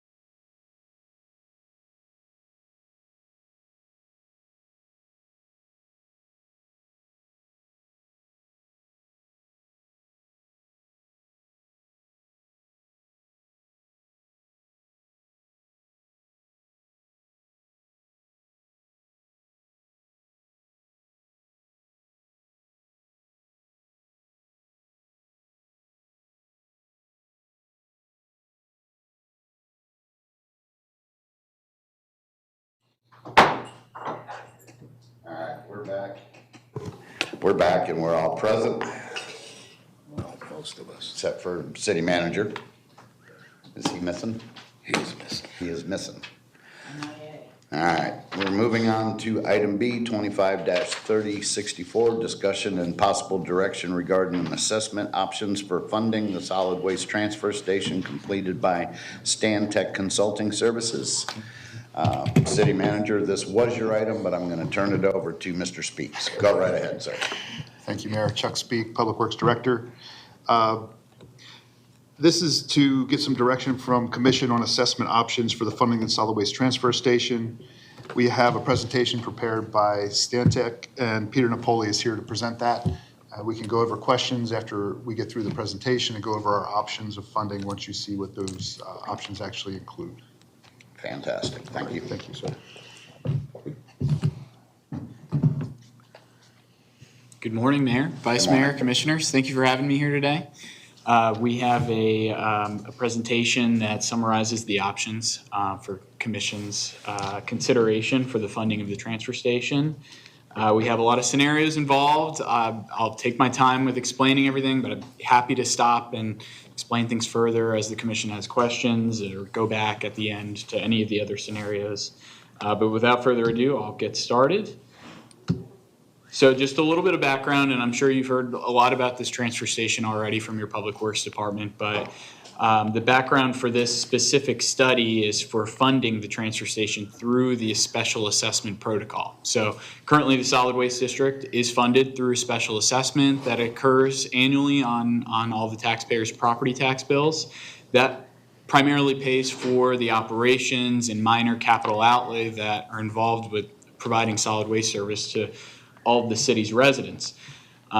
This option or scenario is utilizing that existing infrastructure, that solid waste district, assessment district, for the funding of the transfer station through a one-time increase, 1 or 2-time increase to the solid waste rates, and also including others in that solid waste district assessment program to pay for the funding of the transfer station. So the transfer station is set to be built, or currently planned to be built, in 2027 for an estimated cost of $15 million. The 12 or 11.9 million would be funded by the solid waste district, and that's what's the basis for the funding in this study. And then real quick, the current solid waste assessment rate is at $332.75, and that's an annual rate, and that primarily funds operations, as I said. So anytime you use a special assessment to fund either a service, a recurring service like solid waste, or a capital improvement, an infrastructure addition, it has to pass what we call the two-prong requirement. So I'm going over this two-prong requirement specifically for the solid waste transfer station. The first prong of that requirement is that there is a special benefit that properties are receiving by this investment the city is making. So the special benefit here is for developed properties, the transfer station allows the city to continue to provide the essential solid waste service to existing residents and businesses. But for undeveloped properties, the vacant properties throughout the city, this transfer station is sized with a significant additional capacity to provide for future residents as they come in and continue to deliver the same level of service of solid waste service to those future residents that have not been built yet on those vacant parcels. Nope. The second prong of that two-prong test requirement is that the special assessment is collected proportional to benefit. So meaning, you don't just kind of charge everyone the same and say everyone should pay the same regardless of the profile of your property. You might have a 100-acre property, you might have a quarter-acre property, but everyone just pays the same flat rate. The law says that you have to size these assessments proportional to the benefit that's received. So we applied that rule to designing these assessments for funding the transfer station. And developed properties, it's pretty easy. It's proportional to the existing units of service. You know, how much trash are you generating at your property or your business, and how many units of service do you have. But for the undeveloped properties, it's an assumption of what are the potential units of service on this undeveloped lot or vacant lot. So those are the themes that you'll see throughout the assessment presentation. So starting with the capacity of the transfer station that's proposed. So we're estimating with the solid waste department, we're estimating about 118,000 tons of capacity at this transfer station. That's how it's sized. Currently, the existing customer base utilizes about 61,000 tons. So that would be that light blue portion of the capacity there. 52% of that transfer station capacity would go towards serving existing residents. The remaining portion, 48% of the size of that transfer station, is reserved for future capacity and reserved for growth. So taking the overall cost of the transfer station, which is at $13.7 million, that's that gross ups for assessments. There's a few common gross ups with the additional costs essentially with the early payment discount of 4%. You don't want to under collect taxes. So we grossed up the transfer station costs and then used that capacity allocation to allocate it between existing customers and future customers and what they should pay for the transfer station. 52% of the capacity is associated with the existing city customer base, so 52% of the cost is allocated to the existing customer base. 48% is excess capacity for growth, so 48% of the cost is allocated to the future customers, and that's how the assessments are calculated. So one more allocation to cover. The first allocation is between existing customers, future customers. The second allocation is between residential and commercial, because those are the two main, customer class profiles within the city. Whether you're a residence or whether you're a business, you receive different benefit from the availability of solid waste service, and you also have a different level of contribution to the solid waste capacity. Currently, the city's profile is 82% of the capacity or maximum disposal capacity is associated with residential, highlighted in that green there. And in the orange is 18% is associated with commercial. So that's how we're going to split up the costs on both sides, the existing base and the future base. 82% of the cost comes from residential properties and taxpayers. 18% would come from commercial rates. And that follows that proportional requirement that special assessments are required to have. So the first part of the calculation here for the rates is going to deal with the existing customers, so existing taxpayers, existing residential taxpayers in the city, and what they would pay for this transfer station funding. So taking the existing portion of the transfer station cost in the blue there, the $7.1 million, that's the 52% of the overall cost. Then taking the residential component of that, 82% of the capacity, gets a $5.8 million number that needs to be recovered by the existing residents that receive solid waste service throughout the city. Divided by 2027 residential units, because that's the earliest you could adopt this transfer station increase to the solid waste assessment, gets a residential assessment, a one-time increase of $128 per household. That's an annual number, and that's per dwelling unit. And that would all be in 1 year, where later on in the presentation we'll go over some scenarios where the commission requested, what if it was split over 2 years rather than all at once? Now the other side of the equation, the future customers. So that's that 48% of the capacity of the transfer station, funding that side of it and allocating it to the property owners that will contribute future customers to solid waste service. The same allocation residential, assuming that the capacity share between residential and commercial stays the same. Vacant or future residential properties in the city would need to generate $5.3 million through this one-time assessment. This would be the only assessment that they receive in terms of solid waste, because currently vacant properties don't pay solid waste assessments. They don't receive solid waste service. So this portion to fund the transfer station would be a one-time assessment on their tax bills.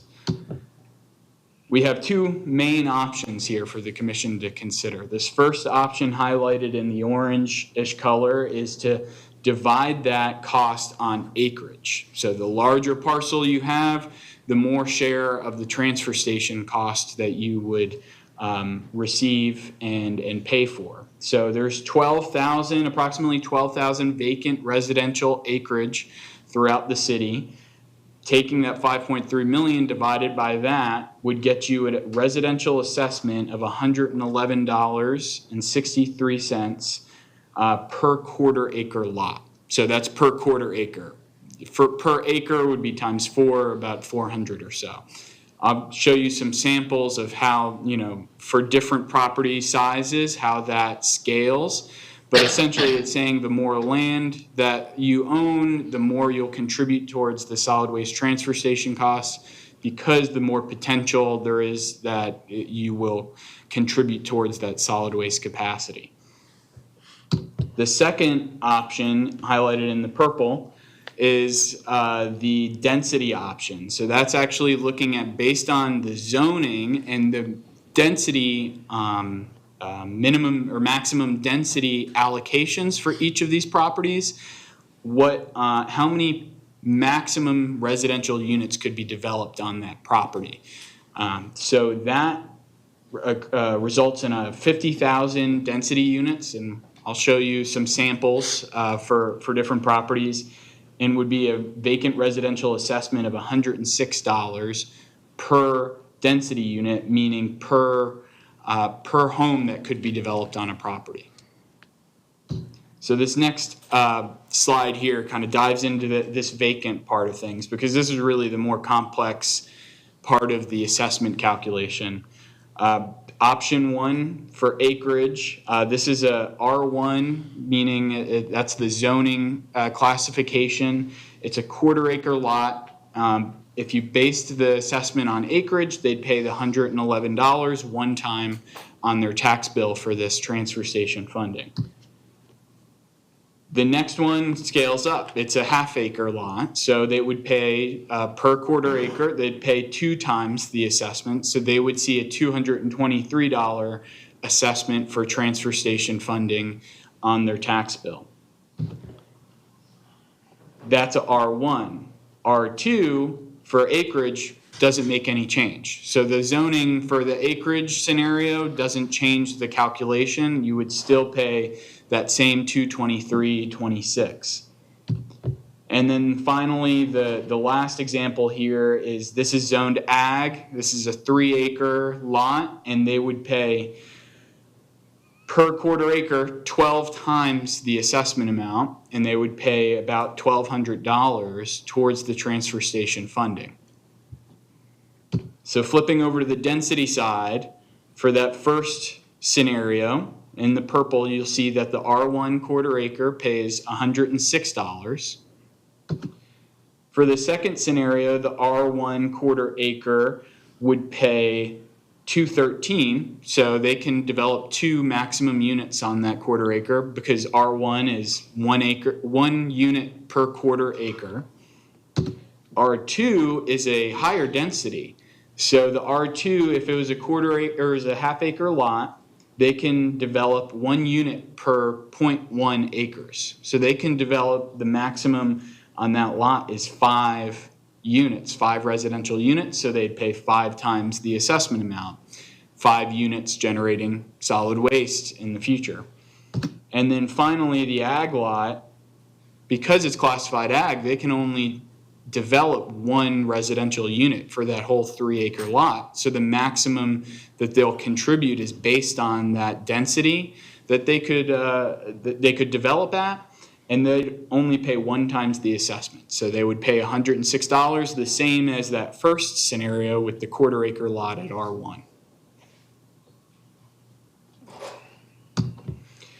This just gives you an idea of the potential vacant build distribution and how these properties overall, to what magnitude the city will see these impacts. This first chart here is the acreage-based scenario. Under $100 impact, about 7% of the vacant parcels or vacant bills, vacant properties throughout the city would see under $100 one time on their tax bill. 84% would be somewhere between 100 and 150. So another way to say that is cumulatively 73 or 93% of the parcels would be $150 or less one time on their tax bill for the funding of the transfer station. And then 8% between 150 and 500, 1% 500 and up. And those would be those larger acreage parcels that are going to pay more. The purple table here shows the density based assessment, And it's very similar, but you at least pay one density unit. So there's no one that's under $100. You'll remember the assessment is $106 per density unit. So everyone is at least one unit can be developed on their vacant parcel. But 91% of the bills are under $150 for those vacant property owners.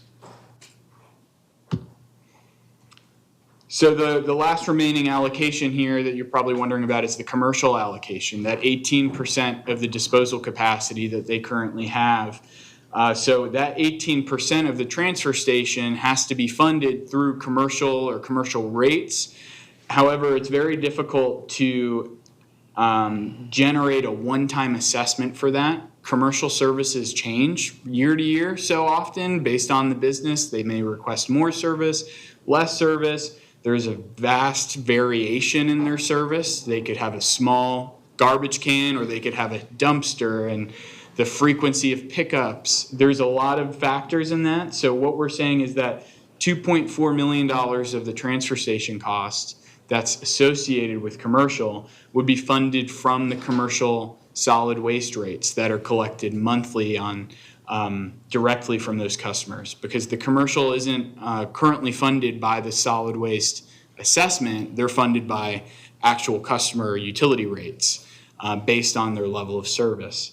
So we would be making sure that the residential customers don't fund that portion of the transfer station. You have to exclude that. You can't ask the residential customers to pay for anything commercial related. That's why we apply that allocation, $2.4 million. It will be collected incrementally from the commercial rates, increases to the commercial rates over the next several years. So these tables here show the rate scenarios the assessment rates that we're talking about on a 1 year and a 2 year. So there was only one scenario with residential existing. That's very straightforward. Based on the existing residential customers, they'd pay $128 one time or $64 over 2 years.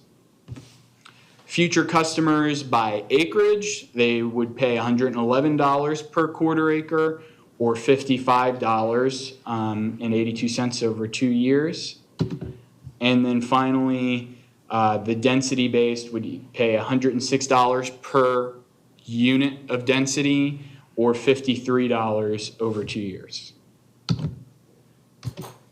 Okay, and then these next few slides here are going to shift towards the financial forecast. So looking at the solid waste district's current financial health and plan over the next 5 years, so their reserves that they have in the district, the revenue that they generate, the operational expenses, all that is incorporated into the 5-year forecast.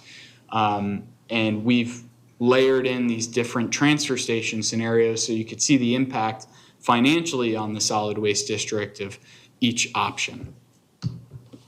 This first option here, and I'll walk you through, there's a lot, it's a complex picture from our financial model. There's a lot going on, but this is what we're calling our baseline scenario, in parentheses, not feasible. It's essentially trying to fund this transfer station only through existing rates and existing customers, so developed customers, and funding it through the maximum amount of rate increases that the solid waste assessment can have without further notice, which is 10%. And it just shows that if you were to cash fund this transfer station all in 1 year, that 12 million or so, if you look at the bottom right graph, you'll see that big green bar there. That's all that money being spent in 2027. The top left graph, which shows the balances, just plummet. You don't have sufficient cash reserves on hand to outlay towards this transfer station in 1 year. So in a scenario like that, it's just not feasible for the solid waste district to go into the negative. It wouldn't be possible, even if you maximized your current rates. The second scenario here shows that one time, and you'll see it in the purple bar in the middle there, that shows that one-time assessment popping up in 2027 to fund this transfer station. $128 per residential customer. And then, the left-hand graph, the top left-hand graph shows the reserve stabilized, sufficient funds over the 5-year forecast to fund the transfer station. There are still rate increases that are programmed for the operational solid waste rate that comes from existing customers in the future. However, there's no assumptions made for the savings from implementing or constructing the transfer station. I understand there's some significant operational savings that are expected from the transfer station. So this is really conservative in that it doesn't program any of that in. It just considers the same replacement of trucks, the same fleet size, the same operational increases year over year. And then some other things to point out is that those bottom graphs show your capital plan. There's some other capital projects that are pretty significant in this 5-year plan. The Public Works Facility Phase 2, and then there's a West Villages project at the last year of the 5-year forecast. Those are also being funded by those annual increases and those are a big driver of that. So if either of those projects, if there was other funding sources or a different timeline, it could help lower the annual rate increases needed after the one-time transfer station increase. And then finally, this last scenario here is the 2-year scenario. So splitting it up over 2 years rather than having the increase all at once to fund the transfer station. And the key difference here is that you'd have to postpone the transfer station to 2028 in order to collect all those funds over the 2-year period to fund it. You would have to postpone the transfer station another year once you build up the reserves to allocate towards the transfer station construction. But it would be $64 increase, and then you would go back down to your current operational rate that only is charged to existing customers. So with that's the conclusion of the presentation. I'd be happy to explain anything in further detail or go back to any of those scenarios at the commission's will. All right, I did have a question. You just now answered it. If we broke it down into 2 different scenarios, 2 different payments, that it would prolong the transfer station being built. Did you come up with any of the numbers on how much it's gonna cost our savings benefit on not having it done earlier rather than later? Because of the reconditioning of trucks, personnel driving back up and forth. Did you put that into your scenario? We didn't calculate any savings like that, but the biggest driver of that is another year postponing construction is going to add probably 15% on the construction costs right off the top. Well, I understand that, but I'm just saying, once this is built, Sure. we have, great savings going forward. I just wanted to see if there was any type of number, if we waited a year, how much would we lose on those savings? Right, so our initial presentations that we had previously with the savings annually for operating and equipment and personnel, I believe we had the transfer station paid off in 5 or 6 years. So you're looking $2 million or a little more than that a year in expected savings. A lot of that is equipment, right? Right. Every new route That's what I was is trying to get 2 at. trucks and two personnel. So by waiting, it would cost us about $2 million. Plus for the that year. increased Plus. cost of construction. Correct. Yes, sir. Okay. Commissioner or Vice Mayor Langdon, go ahead. You gotta get with it, Mayor. I'll get it sooner or later.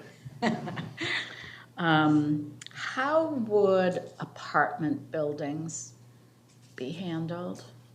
So say a 200-unit apartment building? So they currently pay, based on how many units are in the building, they pay the solid waste assessment times that many units, and So for it'd be the the same. single home quarter-acre lot, each apartment unit would pay that? Correct. Okay.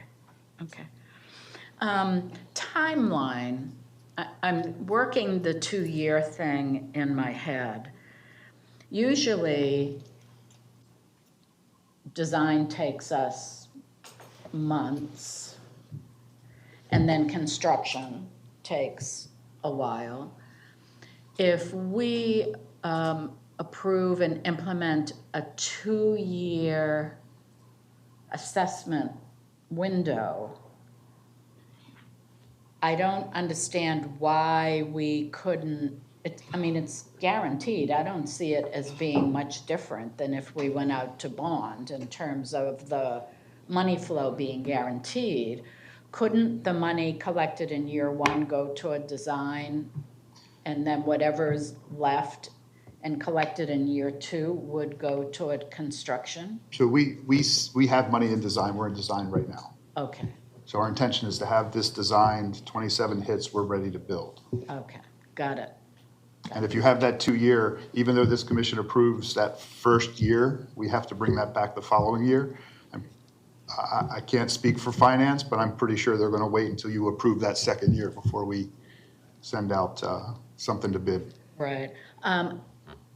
I warm up much more to the density model versus, because I think that's a more accurate reflection of the value level that different people get. Same question though for high density. For our R3 zoned vacant land, how do we handle that? So based on the maximum units, Allowable density. units per acre, it's applied. So I didn't have an R3 scenario Right. on that slide. I believe there was some R3 vacant land in the city. It wasn't a huge amount of acreage.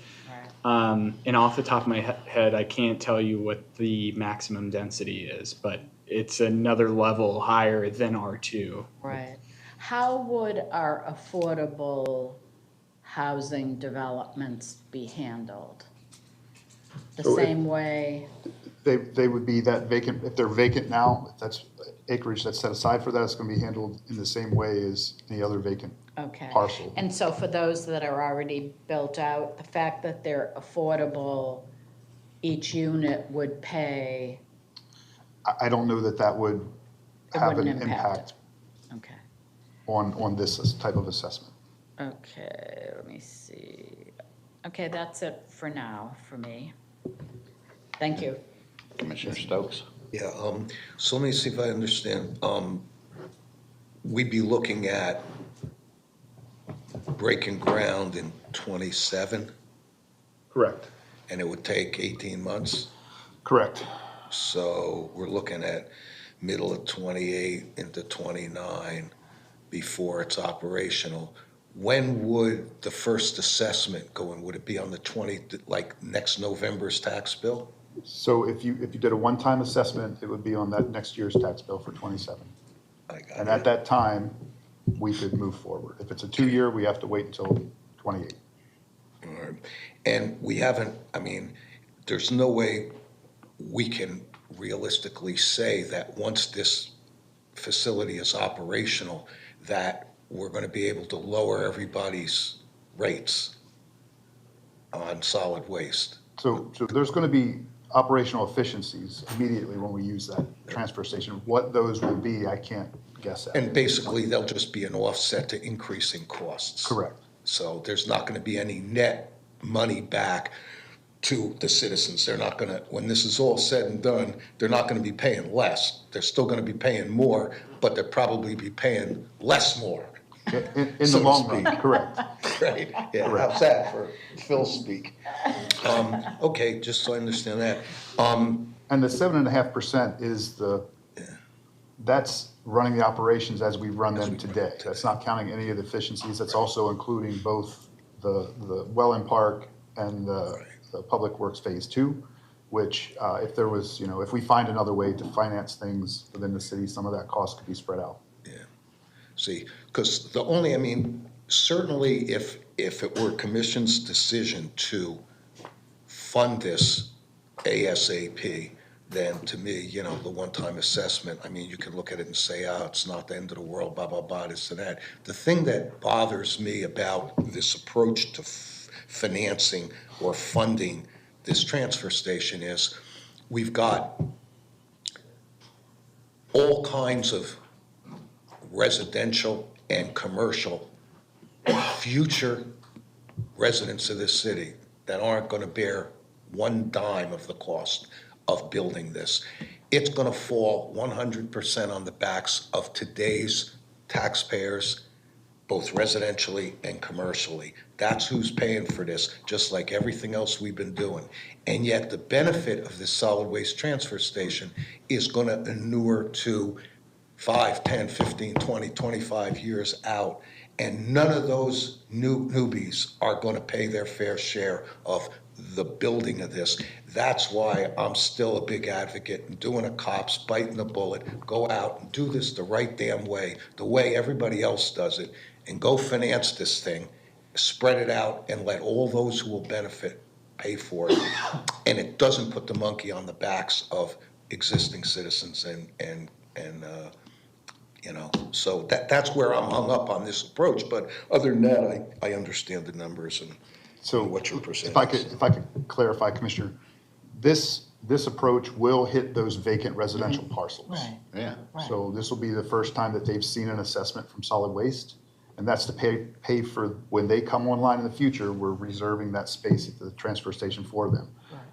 Your commercial shifts, we're going to be collecting it from them over the next several years through fee increases. It won't be through an assessment. You won't see it here. You'll see it in the increases in fees as they come across.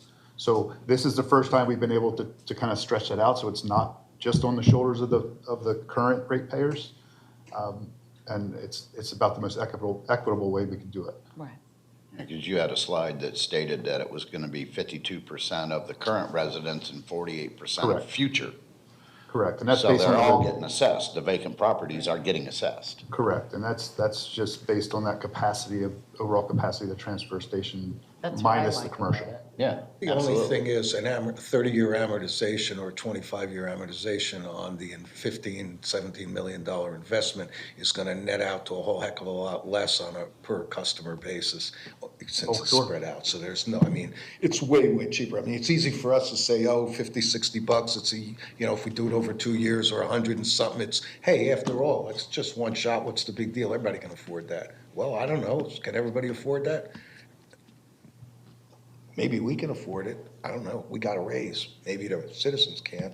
I don't know. No, you got people on fixed income, absolutely. A We lot gotta of take people into on fixed consideration. income. And for something that, while it makes eminent sense, there's no doubt there's been really no project I've seen come across our dais that is financially sound and makes as much sense as this one does. This really does. At the same time, we're asking everybody who lives here now to pay for it. I don't think that's the right way to go. I think it's time we do this the right way. Finance our capital improvement projects the way they're supposed to be, and that's go do the cops, bite the bullet. Anybody wants to challenge it, let them challenge it, and let's get this done. Because there's more projects than just this that needs doing.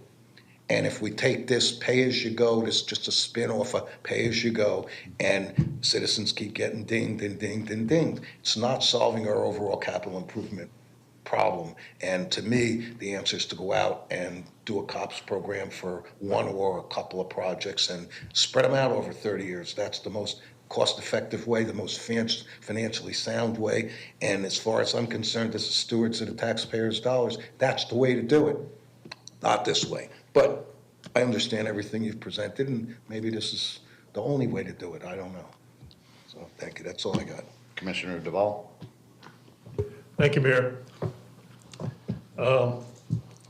In my case, I own my home here in Northport, and I have a spare lot. I have a 30-foot shed on my spare lot. I pay one service fee for solid waste. We adopt this plan.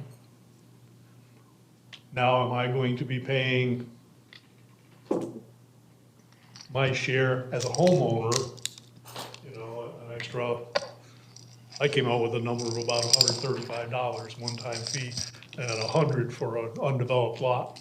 That would give us $13,669,381 if we added in the commercial $2,475,631. Would I be paying for that extra lot? You would pay that extra assessment for the extra lot. Okay, because that it would has be, to- okay, so in other words, if someone owns 100 empty lots, they're gonna pay 100, okay. Correct. Now, I have one other question, idea, suggestion. We have talked about on this dais sometime initiating a fee on undeveloped lots.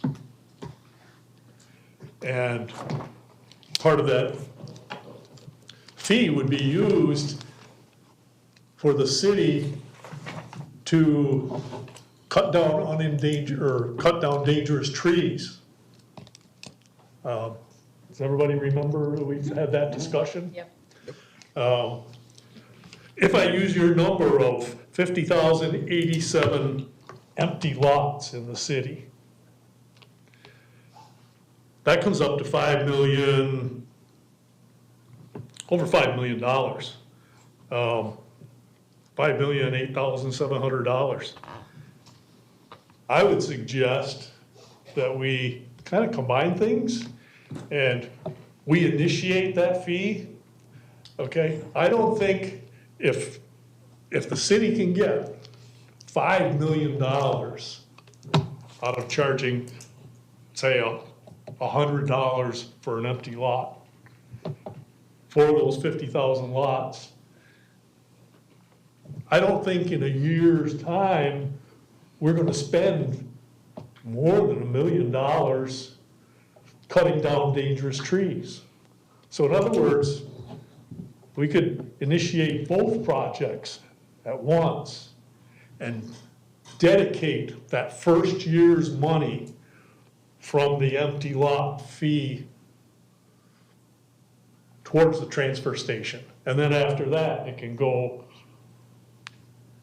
into, general fund, also taking care, it's like I've described it before, it's kind of like an insurance policy for lot owners. If they have to have a tree cut down once, it's gonna cost them $2,000. But for $100 a year, for 20 years, they've got that insurance policy. So I would kind of suggest combining the two. And the one thing that, is a question to me is, Yeah, I was gonna say, I don't think that's possible. with the commercial, with the future commercial businesses, would they be paying their fair share as we're asking future residents to when they, have this empty lot? But other than that, I like it and say, let's get it done. Commissioner, That's it. if I may, I have a response to that. Just procedurally with the special assessment, these scenarios that we're presenting here are utilizing the existing special assessment program for solid waste based on the benefit that properties receive from solid waste service. So you wouldn't be able to utilize those funds for any other purposes outside of this transfer station, but the commission could go through the process of considering a separate special assessment district for funding those purposes that you just explained, the maintenance of empty lots and maintenance of dangerous trees, et cetera. But you wouldn't be able to fund those activities through the solid waste assessment district. So, but yeah. What I was trying to get at is, okay, we can have the special assessment for solid waste on existing homes and businesses. But we could also have a separate assessment that we've talked about on undeveloped lots that most of the time in the future will be used to take care of invasive species, weeds, dangerous trees. But for 1 year, it'll be used to fund the solid waste transfer station. So, Just for that, But I don't think that's combining possible. two separate things. But Because of the fact is it's going into a different departmental area, because that would be falling under code enforcement or whatever, building department, to take care of those trees. It's separate from sanitation. They're separate buckets. I don't think you can combine them. That's just, the only legal way you could do that, if it was possible, would to be create entirely new special district with an entirely new methodology. And then once you do that, you can't mix those pots of money. Right. It just, they don't cross over. And then the time in creating another special district is another factor. And again, you have to show that it benefits those lots proportionally, right? So there's a lot that goes in to the special districts and where every one of those dollars, the request comes from and where they end up. They have to track that dollar all the way through. And I understand your vision. I think the reason we did it this way, there's already a special assessment district for solid waste because we looked at maybe doing a fee or doing some other things for this. Because we already have a district set up, this is just part of a one-time assessment that's already built into the assessment they have. Legally, this flows, and we can use the money where we need it. Okay, thank you. I was just trying to maybe save the citizens Yes, sir. Appreciate that. $100 one time. But as I say, I like the idea of this. I came up with a number of around 135 per a home, $100 per quarter acre lot. It's, anytime you're gonna tax the citizens, that hurts. But the benefit down the road of this, cost analysis, cost benefit, this is something's gotta be done. Quicker the better as far as I'm concerned. Sir, thank you. Now, I have a question on what Commissioner Duval had brought up. He's got a home and he has an extra lot. What if they were combined with the, the property lines? If they've been combined, is it still just one property and one assessment? Or If is they it were gonna- combined, it would be one property, one assessment. That's what I was That was my thinking. question. That's mine, but they are combined. Yeah, if they're combined, it should be just one Yeah, assessment. because not they'll two. show up as one parcel ID, one property owner. The lot will be half acre, et cetera, but yeah. But it'll still be R1. Yeah, it'll still be R1, yeah. Yeah, that's what I had thought. So I wanted to get that clarification for you, sir. Yeah, that clarification, because like I own 2 lots, they are combined. Now, if I'm only going to be paying one fee and now someone else owns, say, 2 separate lots, they're gonna be paying 2 fees. Correct. Yes. But the potential impact to those 2 separate lots is twice what you can impact my system with your one. Okay, which now, suppose we have a larger landowner and he owns 50 lots that are all combined in one. Is he only gonna pay 1 fee? It depends on his Zoning, right? If it's like ag, that's why we kind of showed you the density versus acreage, because you've got the estates, which are 3-acre lots, but they only have 1 residence. They don't get any more service than what you get as an R1 with a quarter-acre lot. So that's why we showed you that difference and the difference it makes in what they would pay versus the service they receive compared to what you would pay in the service you receive. And that's exactly where I'd be on you were doing the 3-acre parcels. I didn't want them to see, $1,200 when they can only have 1 structure. It should be fair to where it's agriculture. They should be able to have their chickens, cows, whatever, in their home as 1 parcel. So I believe that was option 2, and that would be the way that I would be going with it. But go ahead, Commissioner Langdon. Thank you, Mayor, and it's Vice. Vice Mayor, damn it, sorry. Yeah, that was exactly my question, if R1 zoned properties have been combined, then 1 charge seems appropriate. I really like the density approach. I think it's a lot more fair in terms of the value being consumed by those property owners. And I also like charging the vacant lots based on their potential. That, while not perfect, hedges our bets, offloading some of that cost to people who will move here in 5 years versus the people who are there. So I really, really like that. But I totally get jazzed up by Commissioner Stokes's comment about COPS. I am a huge COPS proponent. We need to start that sooner or later. However, this project has such immediate financial savings for the residents of this city. I agree with Commissioner Duval, the sooner we start on this, the better. But I think we also start on a COPS. We have so many critical capital projects. I don't think it'll be very difficult at all, Commissioner, to pick one that we can use to initiate that project with. So we can walk and chew gum at the same time.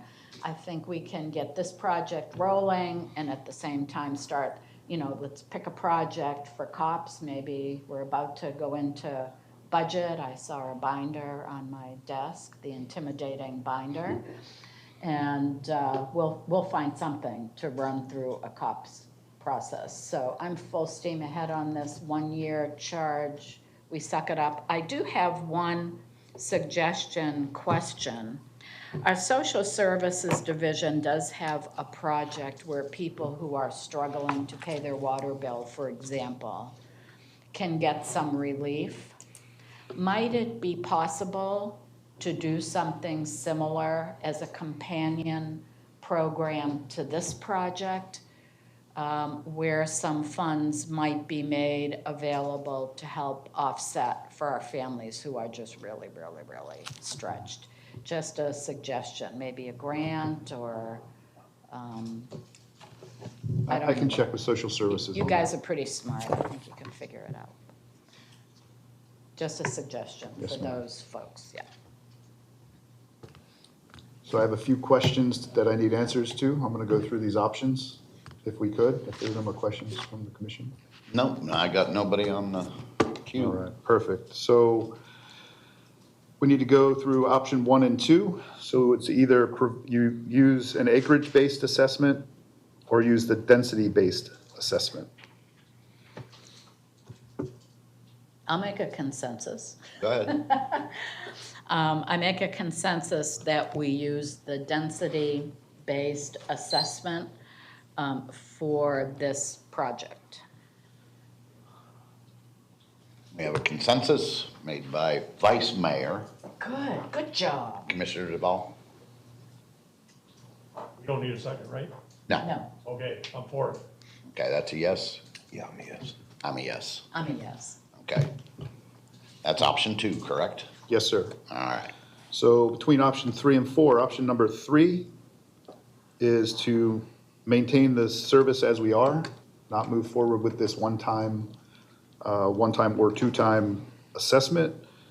Option 4 is to approve the use of the assessment. And if you want to just tell me if you want to do a one-time or a two-time, that'll take care of the next question as well. So do we want to move forward with an assessment, and do we want it to be 1 year or 2? Sure. I'm asking for a consensus to move forward with the one-time fiscal year 2027 transfer station assessment. Okay, we have a consensus for the one-time. Commissioner DeVal. Yes. Commissioner Stokes. No. I'm a yes. I'm a yes. So that's 3-1. And I think that covers it for me. Are you sure, sir? Yes, sir. Okay. Nothing else you need? No, sir. All right. That'll do it. Thank you. Thank you. And public comment, sir. No public comment, Mr. Mayor? Thank you, sir. It is 12:27 and this meeting's adjourned.